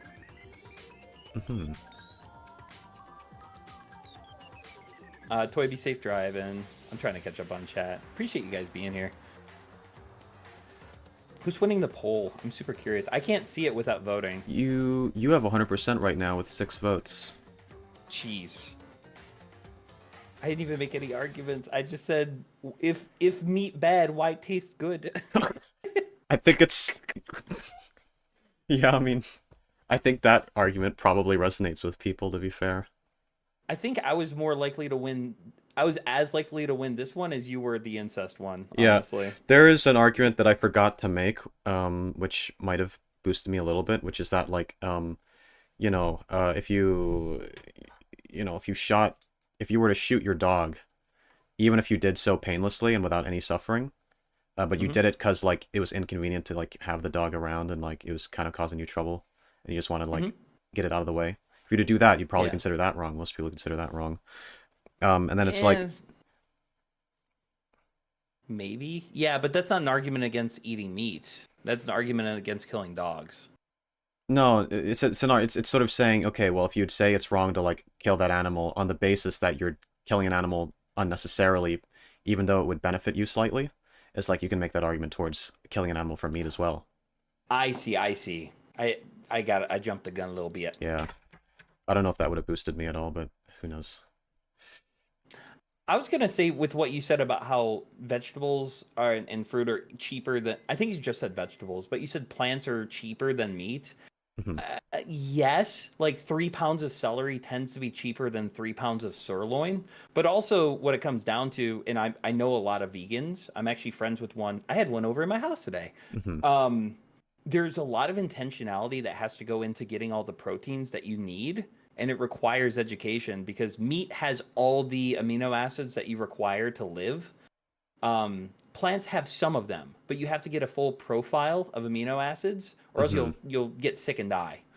Right. Rice and beans, interestingly, carry the full profile, so you can live on those.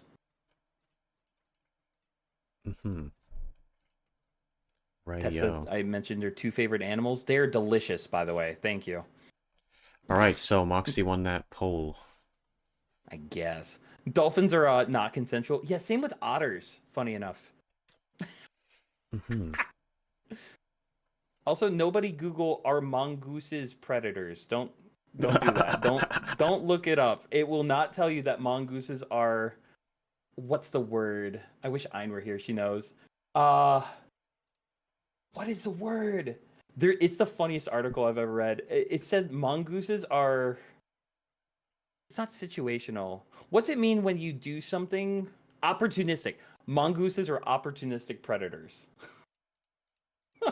That's my animal.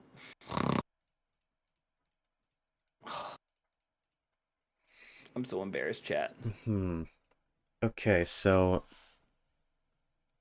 all right, we're gonna do the wheel again, but then also I'll probably be going soon. So let's see. How should I go about this? Let me think. You mean dolphins are cute? Me who didn't see the dolphin documentary? Yeah, dolphins are actually kind of wild. Doesn't disprove that they're intelligent, though. Okay, I think maybe I'm gonna let instead of just keeping doing the wheel, because I don't know if we'll do all of these. Instead of doing the wheel, I'm gonna maybe do a poll and let people choose what the last couple ones should be. So yeah, I'm just gonna put that into the chat, or just as a poll. So should the next topic be? And then Rice and beans. I'm eating burritos as a meal prep. There you go. There you go. You're getting your full amino acid profile. What kind of mushrooms are we talking? I like mushroom. Mushrooms have holes. Toy box. Incredible reference. Oh my toy box. That actually makes me so happy. Thank you very much. Moxy, you're good. They aren't predators. Okay, I must have read the article about me. I mean, about mongooses wrong. Moxy, are you a predator? Because I think those eyes are staring at me a bit too hard on my legs right now. God, I'm hungry. Nobody's kitty is safe. Mongoose. Fuck. I didn't mean to say that out loud. Mongooses are based. Last words before getting canceled. Tess says she loves dolphins. Yeah. Good. Resume's so long now. Fuck. I'm cooked, chat. I'm cooked mongoose. Don't eat me, though. Eating meat is immoral. Just shoot me in the back of the head and leave me behind the garage.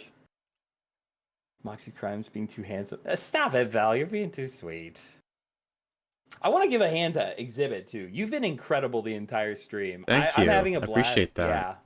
Yeah, this has been a really fun stream. This is awesome. I can't Thank you for letting me host with you.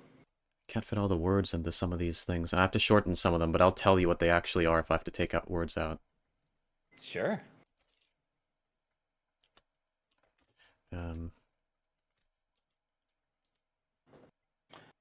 Fun fact for chat, I looked it up. Apparently mongooses were released into a country in order to deal with the snake problem. And instead of dealing with the snakes like the people thought, they started hunting down the natural everything but the snakes and fucking like crazy and going from like 30 to 150 in a couple months. And they had to be captured and sent back because they were breeding way too hard and too fast. Oh, that I can relate to that. That's you were gonna say though. That's literally you're just in the process of saying it right as I was being like, yeah, I can relate to that. I'm breeding too fast. I mean, your model would look good with some mongoose ears. I'm just saying, if you want to become an honorary mongoose and start fucking like crazy, bunch of my running joke is that I want to just start breeding a bunch of Canadians because they're my favorite. Yeah, and then just release them into Canada, take over the country, and breed with the Canadians. Breed with the Canadians. Breed with the Canadians after I get a turn. A turn. And then world domination after that. Yeah. Breeding is pretty cool.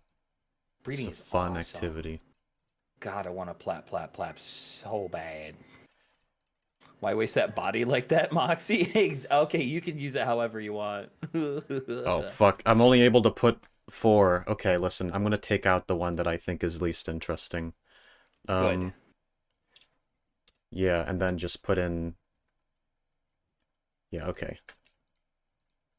I'll cover the bill for either of those heroes. Aw, thank you.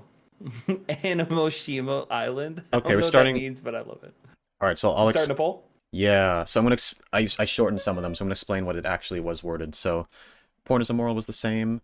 The CC should talk about politics. That's content creators should talk about politics. Or no. It was... The way it was worded was content creators are obligated to talk about politics. Obligated to... Yes, that was the way it was worded, so I just shortened it. Society should be communist. Yeah. Oh, capital punishment should exist. Yeah, but then that one was worded as capital punishment should be utilized for certain offenses.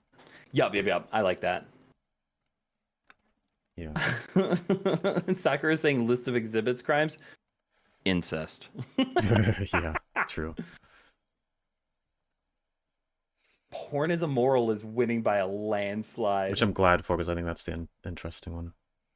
I thought the second one was the most interesting one. I think it's the most contentious. Oh, actually, yeah, it's between those two, to be honest.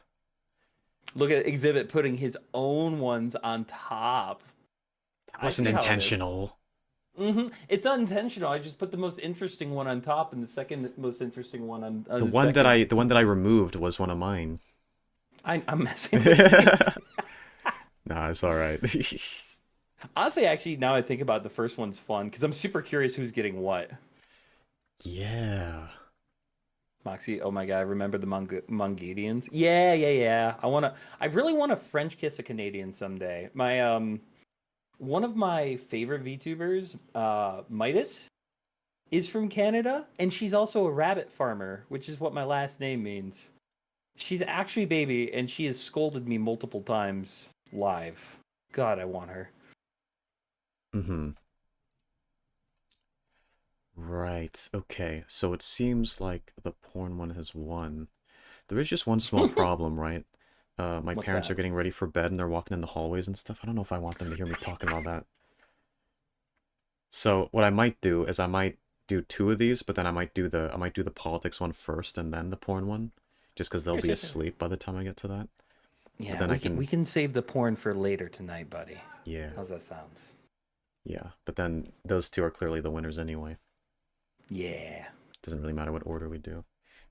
You know what we could also do is we could just agree to do this again someday, and then we could cover all the things. Yeah, we definitely could. Although it's only a couple left anyway, so I feel like I might True. as well finish it off. But then we can get new ones for the next one.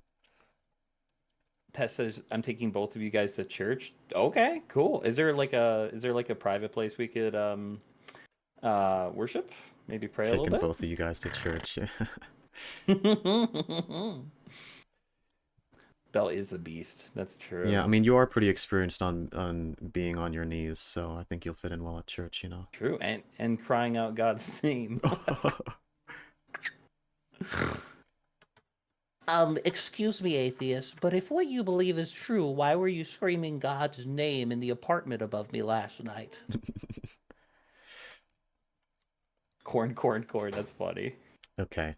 Well, those 2 are now equal now. The 2... We'll end the poll... I'm going to end the poll there, so then I can just say that they were equal, because they are.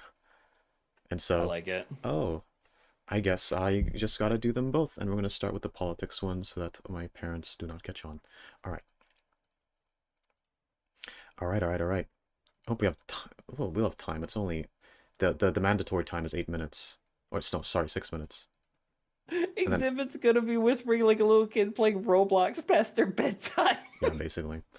Yeah, I do need to be a bit quieter now, so I'll try to be mindful. This is what it's like are we having getting to live. some ASMR? You're gonna win every debate. Yeah, maybe.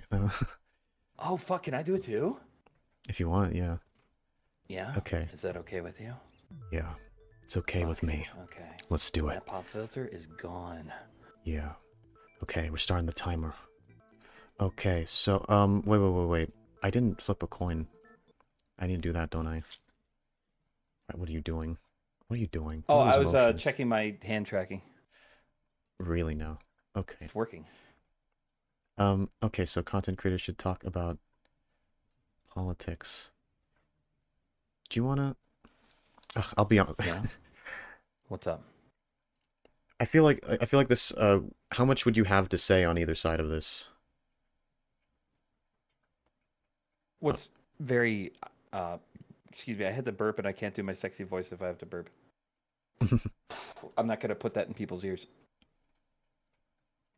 So what's interesting about this discussion is that I'm actually a little bit torn on it. I kind of see the point on both sides, and I haven't prepared anything for stream today. So I feel like I'd have a decent amount to say, but I'd be better at responding and discussing it than actually giving a thesis statement. Okay. Yeah. I feel like Is I'd there have. is there a stance you want to take specifically, big boy? I feel like I'd have more to say on like content creators are obligated to talk about politics if I were to like take that position. I probably have more to Okay. say. Just but which is not revealing my like actual view. It's just that there's more. I think it would be more fun to argue it probably. Yeah. I would be more than happy to take up the argument. So where I fall on it actually would line up with that. I'd be happy to take the other side of it, that content creators are not obligated to talk about politics. Yeah. Sure. All right. All right. Let's actually. You know what? I'm being so indecisive right now because I just remembered what my arguments would have been on the other side as well now. It's late in the You're night. just so smart. You have good arguments on every side, huh? I guess maybe we can just go back to the coin flip after all. Okay. You're just gonna hard down me no matter what I have to say, huh? Perhaps. Hmm. Okay. Where is it at? Pat's Moxie's back. Burp for mommy. Burp in my ear, please. What if I have a burping kink? I love my community so fucking much. I feel proud of the people in chat. Yeah, I like my community a lot as well. We share a lot of community, but Yeah. all right, Burping I'm gonna and flip. incest. All right, flipping the coin. Prague is saying that the timer is Heads. frozen. I don't know if you know. Okay. Yeah, it is. Okay, so I did the coin flip. I got heads, so I'm the one arguing this. All right. I have a pig noises kink. Yeah, she does. Burping kink. Does she really? She's always happy whenever I make the pig noises. Are you talking like the? Like, yeah, whenever I like rage in a game and I make that noise. Calm down. You're gonna make her go crazy. Oh shit! I'm sorry. I'll try to be more gentle with my piggy noises. I'll just give you a little. Oh,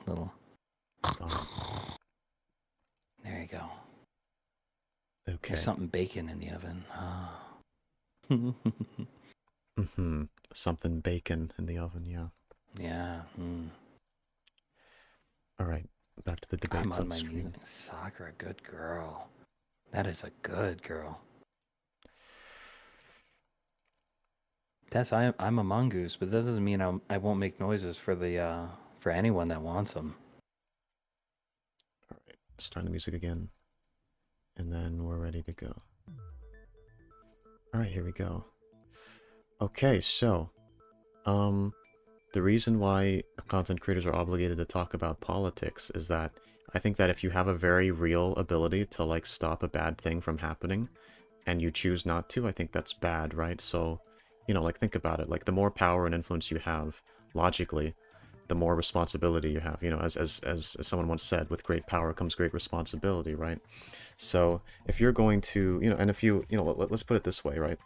If you were walking past like a, you know, you're walking past a lake and you saw a drowning child, and you just let the child die, you know, wouldn't you be in the wrong for that? What are you laughing at? Chat. I'm sorry. Whenever I'm wheezing like that, I'm trying to keep it down. No worries. Chat's just Okay. killing me. But yeah, and if you saw that drowning child and you didn't run in, if you didn't try to save them and you had the ability to, and you know you could have done it but you just chose not to, that'd probably be immoral, wouldn't it? So like, generally speaking, if we have the power to save lives and to like make the world better, that's sort of something that we should do. It's an obligation. It's not just something we should do, it's an obligation, right? And so, if you are someone with a YouTube channel, you could help spread awareness on an issue that is very pressing in the world, that people are actually dying from, that actually matters. And then you doing that could have a real noticeable effect, especially if you're popular. You would change like the minds of like many people on that issue. And then once you do that, they would have, you know, like they'd be better informed about something that they weren't informed about before. They'd stop doing something that's actually like very dangerous and harmful. And you'd be, you know, all those people otherwise wouldn't have done that because you have influence over that. You have power over all those people's minds because so many of those people are impressionable enough that they'll just believe what you believe. And so if there's something bad going on in the world that shouldn't be going on, and you raising awareness for it could reduce the amount of that happens, then it stands to reason that that's something that you should do. You know, it's like, you know, there are lives that could actually be saved by you talking on a certain thing. And even if it's not quantifiable in such a direct way, it's like, you know, there's situations out there where people are dying, where people are experiencing like horrible things. And then, like, you know, just think about it. You could make a difference. You could make that thing happen less. You could have people be more informed. You're the one with the power to do that. But then you're, you know, choosing not to by not doing that. You're just choosing to let that go on when you could be. And, you know, what's the justification? Oh, I don't want to ruin the vibe. Oh, I don't want to talk about politics on my channel because it would make me seem less comfy. It's like, how is that more important than the lives of people who are dying and suffering? How is that more important? There's no way you could argue that it's more important to keep like a nice vibe and to just do things in this like way that you want to, or just because it's convenient to you. That there's no way to argue that that's more important than people's actual lives and like livelihoods. And because you may not be living in those situations, you may not be personally affected by certain politics, but there's other people out there who are. Right, anyway, you better start your part. Yeah, so I do think that there are a couple different reasons why content creators aren't morally obligated to talk about politics. The first one that comes to mind is the idea that talking about politics would be beneficial. If a person is playing a character that's controversial or has bad political takes, then spreading those ideas and those messages would be inherently harmful. Meaning that if everyone is doing the exact same thing, which is sharing their political beliefs, we either have to assume that they're spreading good ones, or that there's probably some people who are wrong or right. The other thing that I think of is that I think people are entitled to have things for themselves, and when you take the mentality presented that there's a moral obligation to share your political or moral views, that when taken to their conclusion, it means that people can't enjoy themselves or things that they like simply for the sake of enjoying them. For example, if I could spend time with my dad, which is entirely selfish and just something that makes me and my dad happy, or go out and do charity work, what's best and most beneficial with my time is probably charity work. But in order to be happy in society, I have to take time for myself and enjoy what I like and detach myself from moral obligations. On top of that, I just think that you could end up effectively... let me give a good example. I have explained on multiple occasions that I claim to Christianity. But I think that if people were to watch my channel and then learn I'm a Christian, it would change their perspective of what it is in a harmful way, which is why I don't preach on my channel. It's disrespectful to the time that people are giving to me to be watching me, because they came for one thing and they're getting another. They're effectively getting another ad that they don't want. And B, it's confusing. So with that all said, I think that if people want to, they should dedicate a channel to it, but that content creators as a whole have no obligation to correct people or share their political beliefs. Right. Okay, let's see. Right, so Yeah, so did some of your argument there revolve around saying, you know, like, it's like, it would take away your ability to, like, enjoy certain things? Or, like, it was just, like, it would sort of, you know, there's certain things that you should just be able to do without, like, Yeah. inserting... Yeah, so, like, for example, like, yes, like, there are just, like, activities that you should just be able to do. I mean, it's not like I'm arguing that you would need to center that whole thing around politics, right? It's not you need to give up the whole thing. It's literally just, like, making a sort of an effort, right? So it's not that you would need to center your whole existence around politics, it's that you could just afford to bring it up more. So in the case of, like, oh, just wanting to, like, hang out with your dad as opposed to, like, doing charity work, well, sure, but, you know, you could still do charity work in your life on the side. You know, you could still do a bit of that, right? Yeah, I think you could make an argument that we should all be doing some charitable things more in our life. Not necessarily in the case of, like, doing the charity work ourselves, but maybe, like, donating if we have the ability to, right? It's like we could be doing more than we currently are. And so in the case of, like, politics or whatever, you don't really have to, sorry, we don't always have to, you can just do that a little bit. You don't need to center it all around your, like, you know, like, you don't need to make your whole, just talk about politics nonstop, but then you can, just talk about it a little bit. You can be like, okay, hey guys, I want to spread this awareness about this one issue, you know, and I'm not going to talk about it constantly, but I'm just going to bring it up because, like, you know, it impacts a lot of people, right? And you could do that, and then you could resume your original content creation. It's not like it's one way or the other. It's not like you be political all the time or you never are. It's like sometimes you can be a little bit political sometimes, you know? Well, from your perspective, you seem in almost every context to be assuming that the political beliefs portrayed by the content creator tend to be good and helpful and save lives and make life better. Would you say that if content creators are obligated to talk about politics, that it would be good for people who otherwise wouldn't to be sharing bad takes and harmful takes? So I think that the discourse is better when everyone is sharing their thoughts, right? So I think one of the reasons why freedom of speech is an inherently good thing is because it means that people are able to give their opinions. And so if you have a bad opinion, you can get shut down by, well, not shut down, I won't say that. If you have a bad opinion, people can criticize you for that. They can make their own points, they can bring up their own points, and then that gives you the ability to realize that you're wrong. So I think that participating in the conversation is actually an inherently good thing, because when everyone is doing that, the bad ideas will get countered by good ideas, and it's not just a situation where people just give a bad idea and then that just remains there. It's that all of the ideas are being put into this little, into the discussion, and then in that discussion, the good ideas will rise to the top because those are the ones that are logical, and because everyone is contributing their ideas. It's not just bad people contributing their ideas.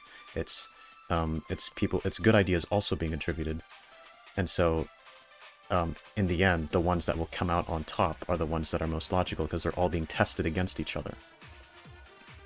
I agree with you that one of the beautiful things about freedom of speech is that people are able to, but we're talking about being obligated to. And what you just described openly acknowledges that when a person talks about politics, they're opening themselves up to criticism that may not be wanted or may be harmful. Something that Ein talked about earlier in stream was the idea that people use their artistic medium to work through problems, work through pain, and express themselves artistically. If everybody is also, as content creators, expected to talk about politics, they might not be able to do those things because they're opening themselves up to criticism that they either can't handle or don't want. Mm-hmm. What do you think about that? Sorry, could you repeat that last part? If a person is morally obligated to share their political beliefs, which would open them up to criticism and pushback from people that the content creator doesn't want or isn't capable of handling, how would that make you feel? I think that just wouldn't be as important in the face of, like, the potential lives that you could save by speaking out on certain issues, right? It's like, yeah, speaking out about a certain controversial issue might get you hated by some people, but at the end of the day, what matters is that you have a lot of power.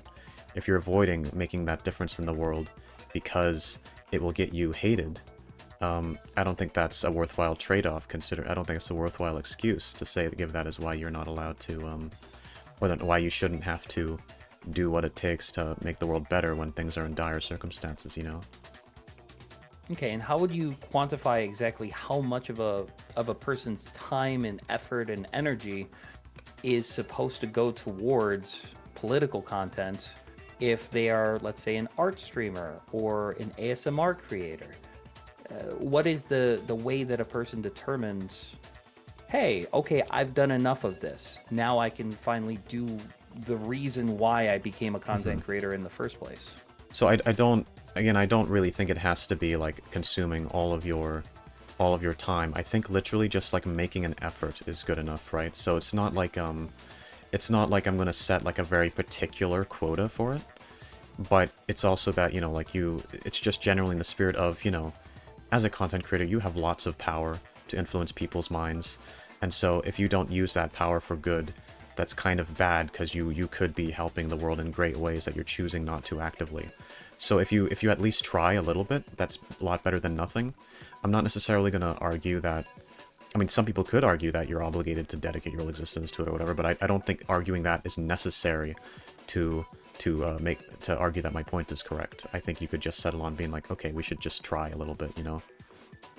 We should do something. You know, make like one video where you talk about an issue that kind of matters, or like even just like a Twitter post or something, you know, like anything, you know? So, yeah, that just sounds a little bit different from saying you're obligated to do it. Saying it's a good thing to do or that it might help.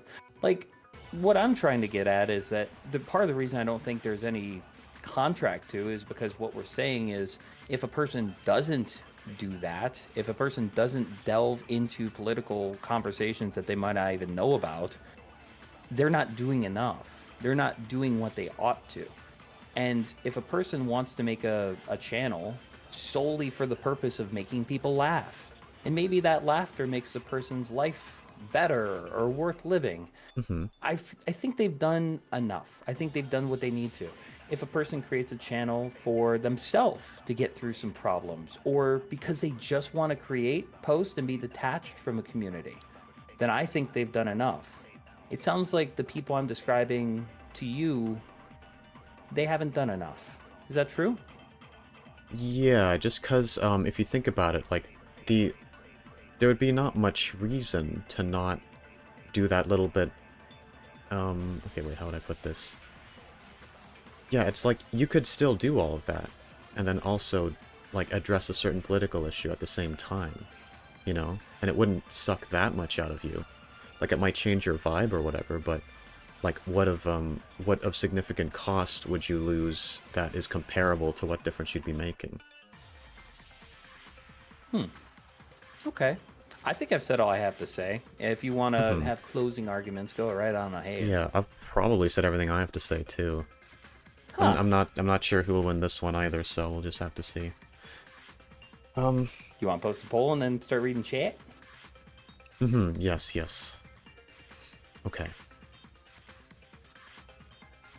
Prag, I read that comment. That's very sweet of you. Thank you so much. It's also later in the night. I don't know if that's affecting my reasoning or anything. Oh, dude, you're staying up. It's what, like, am I allowed to say what time it is for you? Yeah, sure. Yeah, it's like 11:42, and Yeah. also he's been streaming for over 3.5 hours. That's wild. Good job, man. You're killing it.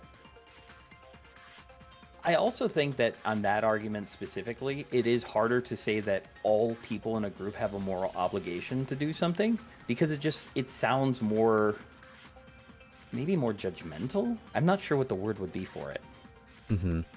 Yeah, I don't really agree. Yeah, I mean, I agree mostly with what you were saying, pretty much. Yeah, I think that was... Yeah, I would say that pretty much. Yeah, I'd agree with what you were saying. Oh man, I don't know if I have it in me to do one more. We don't have to. Yeah, we can could just save finish it this for one up and call it a night. we could save it for the next one. Yeah. But yeah, just to round off my like actual true thoughts on it. Yeah, I agree with everything that you were saying pretty much. That I think that was the correct sort of response to those kinds of arguments. But then also, what I would sort of add on top of that is that politics is very important, but it's not. It's a really important thing in the world, but it's not the only really important thing in the world. There's a lot of really important things. And so you could make this argument about so many different things, right? You could be like, hey, why aren't you talking about children dying of malaria? If you talked about children dying of malaria, less children would die because more people would be donating to the Malaria Foundation, which, if you donate a certain amount, it actually calculates an approximate number of how many people you're saving, right? It's like approximately, if you give past a certain number, you're estimated to have saved one person. And so, if more content creators talked about that, it would literally mean saving more lives. And yet, the people who go around saying, oh, you should talk about politics, they're not talking about that at all. And so it's like, okay, so where does this apply, right? Does it only apply to like the most current political issue, or does it just apply to things in general? Because a lot of the people who haven't talked about politics, a lot of those people have talked about certain other issues in the world that aren't political but are still really important. And so doesn't that also count? You know, it's like if the whole thing is that you should use the whole thing is like yeah, it's like if the whole thing is that you should do something with your power to like do something good for the world. There's a wide range of ways you can do that aren't necessarily tied to politics that are like also very important. So that is why I would say, oh, hello, Peachy. I'm going to be ending stream very soon, but I'm glad you made it in before the end. Hi, Peachy. Good to see you. Yeah, but yeah. Anyway, I'm not... Alright, anyway. So, I'm kind of... Yeah, I'm getting on the tired side, and I should be sleeping real soon. To not be sleep, yeah, because I got work. I hate this job so much, man. Alright, but... So sorry, man. Yeah, but... You know, this has been a really fun stream, though. Yeah. Would you mind if I took like 2-3 minutes to catch up on chat real quick before we go? Sure. Yeah. I'll be quick. There was a comment, I can't remember what she said exactly, but Tess was saying that she had a rule about certain political things, and it's just because not everyone agrees. There's a lot of topics that are so contentious that people don't make room for nuance. And that scares me because, like, today, Exhibit and I discussed things, but on my own, I wouldn't be comfortable with it. And I don't even know, like, I want to talk about them with people, but I need to trust the audience I'm speaking to. And that's a big reason why I don't go into it. So, yeah. Salad was saying, I think as a content creator, you don't have to talk about politics, but if you brand yourself as a political activist, you kind of have to. That I do agree with. Peachy needs a massage. May I volunteer, perhaps? I can help. Yeah, I can send you a DM, direct massage. Direct massage. That's how it works. How'd you do that and not talk about politics? Yeah, I agree. I feel like even being an intentional political person or making a channel for that is more effective than sprinkling it into fucking Hoonie Pop streams, right? Yeah, it's like, yeah. Belle was saying, I think it depends on what kind of content creator they are. Like, if you're a political content creator, you should talk about it. Yup. Yeah. Yeah, I agree with that completely. I think that's a good point. I also agree to an extent, maybe not with the way the question was worded, but with your argument that it is good to do good things. It's just not, it's not a moral obligation, especially when it comes to an artistic or creative atmosphere, right? Like, if it, okay, a really good example is, have you ever watched the videos and even if YouTube doesn't put ads on them, the content creator will add an advertisement baked into the video? Yeah, like sponsorships? Yup. To me, I get it, but it takes away from the quality of the product. And when they do that a minute within a video, I'm like, okay, I clicked on this video to watch this and now I'm not. I'm leaving. Fair. And now I will never know what happened for the other 17 minutes of this video because you wanted to talk about something that you didn't promise me. It's counterproductive. I don't like that. Yeah. And that's most of what I'm seeing. Yeah. Hmm. I don't see anything It else looks like tagged. everyone's rushing to volunteer to give Peachy a massage. Peachy just comes in and hands surround her. Yeah. They're all just grabbing for her right now. I Like- call the ass. I feel like I I'm want my ass imagining a tonight. certain hentai picture I once saw of like a girl being like grabbed by, like a bunch of like hands from the darkness that like from the abyss like reaching out and like groping her all over her body. Have you seen the art that Baki made for us? Or for her, specifically? For Peachy? Yeah. Yeah, I saw the hentai. Yeah. I was setting up OBS with Ein, and I was going through all the different assets that I had, and I was like getting rid of them because I never name them, and it's just a mess. And I clicked on that to see it, and I just got fucking flashbanged with. Yeah, no, that's really good art. It's really good. It was so good. But I was just like, okay, get rid of that image. I don't need this audio file. Bang! Oh, yeah, Oh. Fuck, yeah. I'm I totally almost came. I'm totally okay with being involved in any arts as well, so Yeah, between me and you, I totally agree. I'm on board. yeah. I want to see the Eiffel Tower with me and you and Petrie. I need that. Eiffel Tower. I need it. Can we high five, or would you actually like interlock, hold hands with me for an Eiffel Tower? I guess either one works, I suppose. I mean, yeah. Either one works. Sounds like a good instant I felt all I had to. I just want to say, first off, my channel is linked somewhere, probably in the description. I think. Yeah. I don't know. Maybe it is.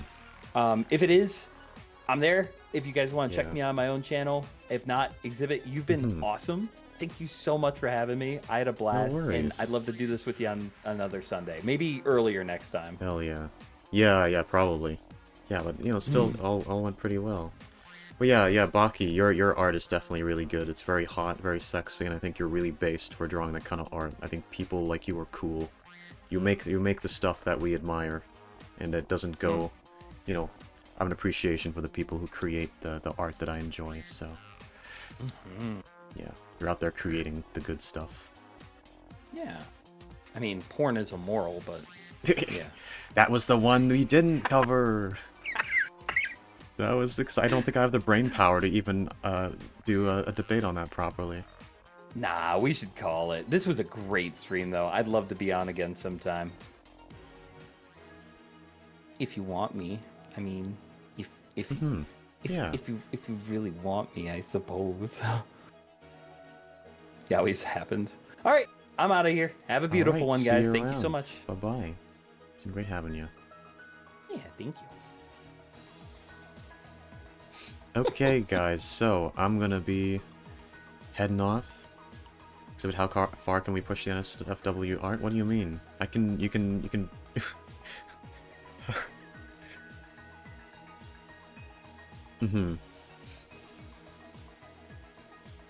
Alrighty. Okay, I think he's off the call. I'm gonna... Oh no, he's not. I'm just muted. Yeah, Do okay. you want me to get off? Or do you want to get me off? Because if you want me to, I can get off myself. I'll just disconnect from the call and then wrap things up, I suppose. Okay, you're gonna Yeah. get me off. Got it. Thank you. Yeah. Alright, enjoy. Alright. Alright, and then I'll disappear as models so that we're not watching him after we disconnected call. Alright, so this has been a really cool stream, guys. Thank you all so much for being here. It's all very cool.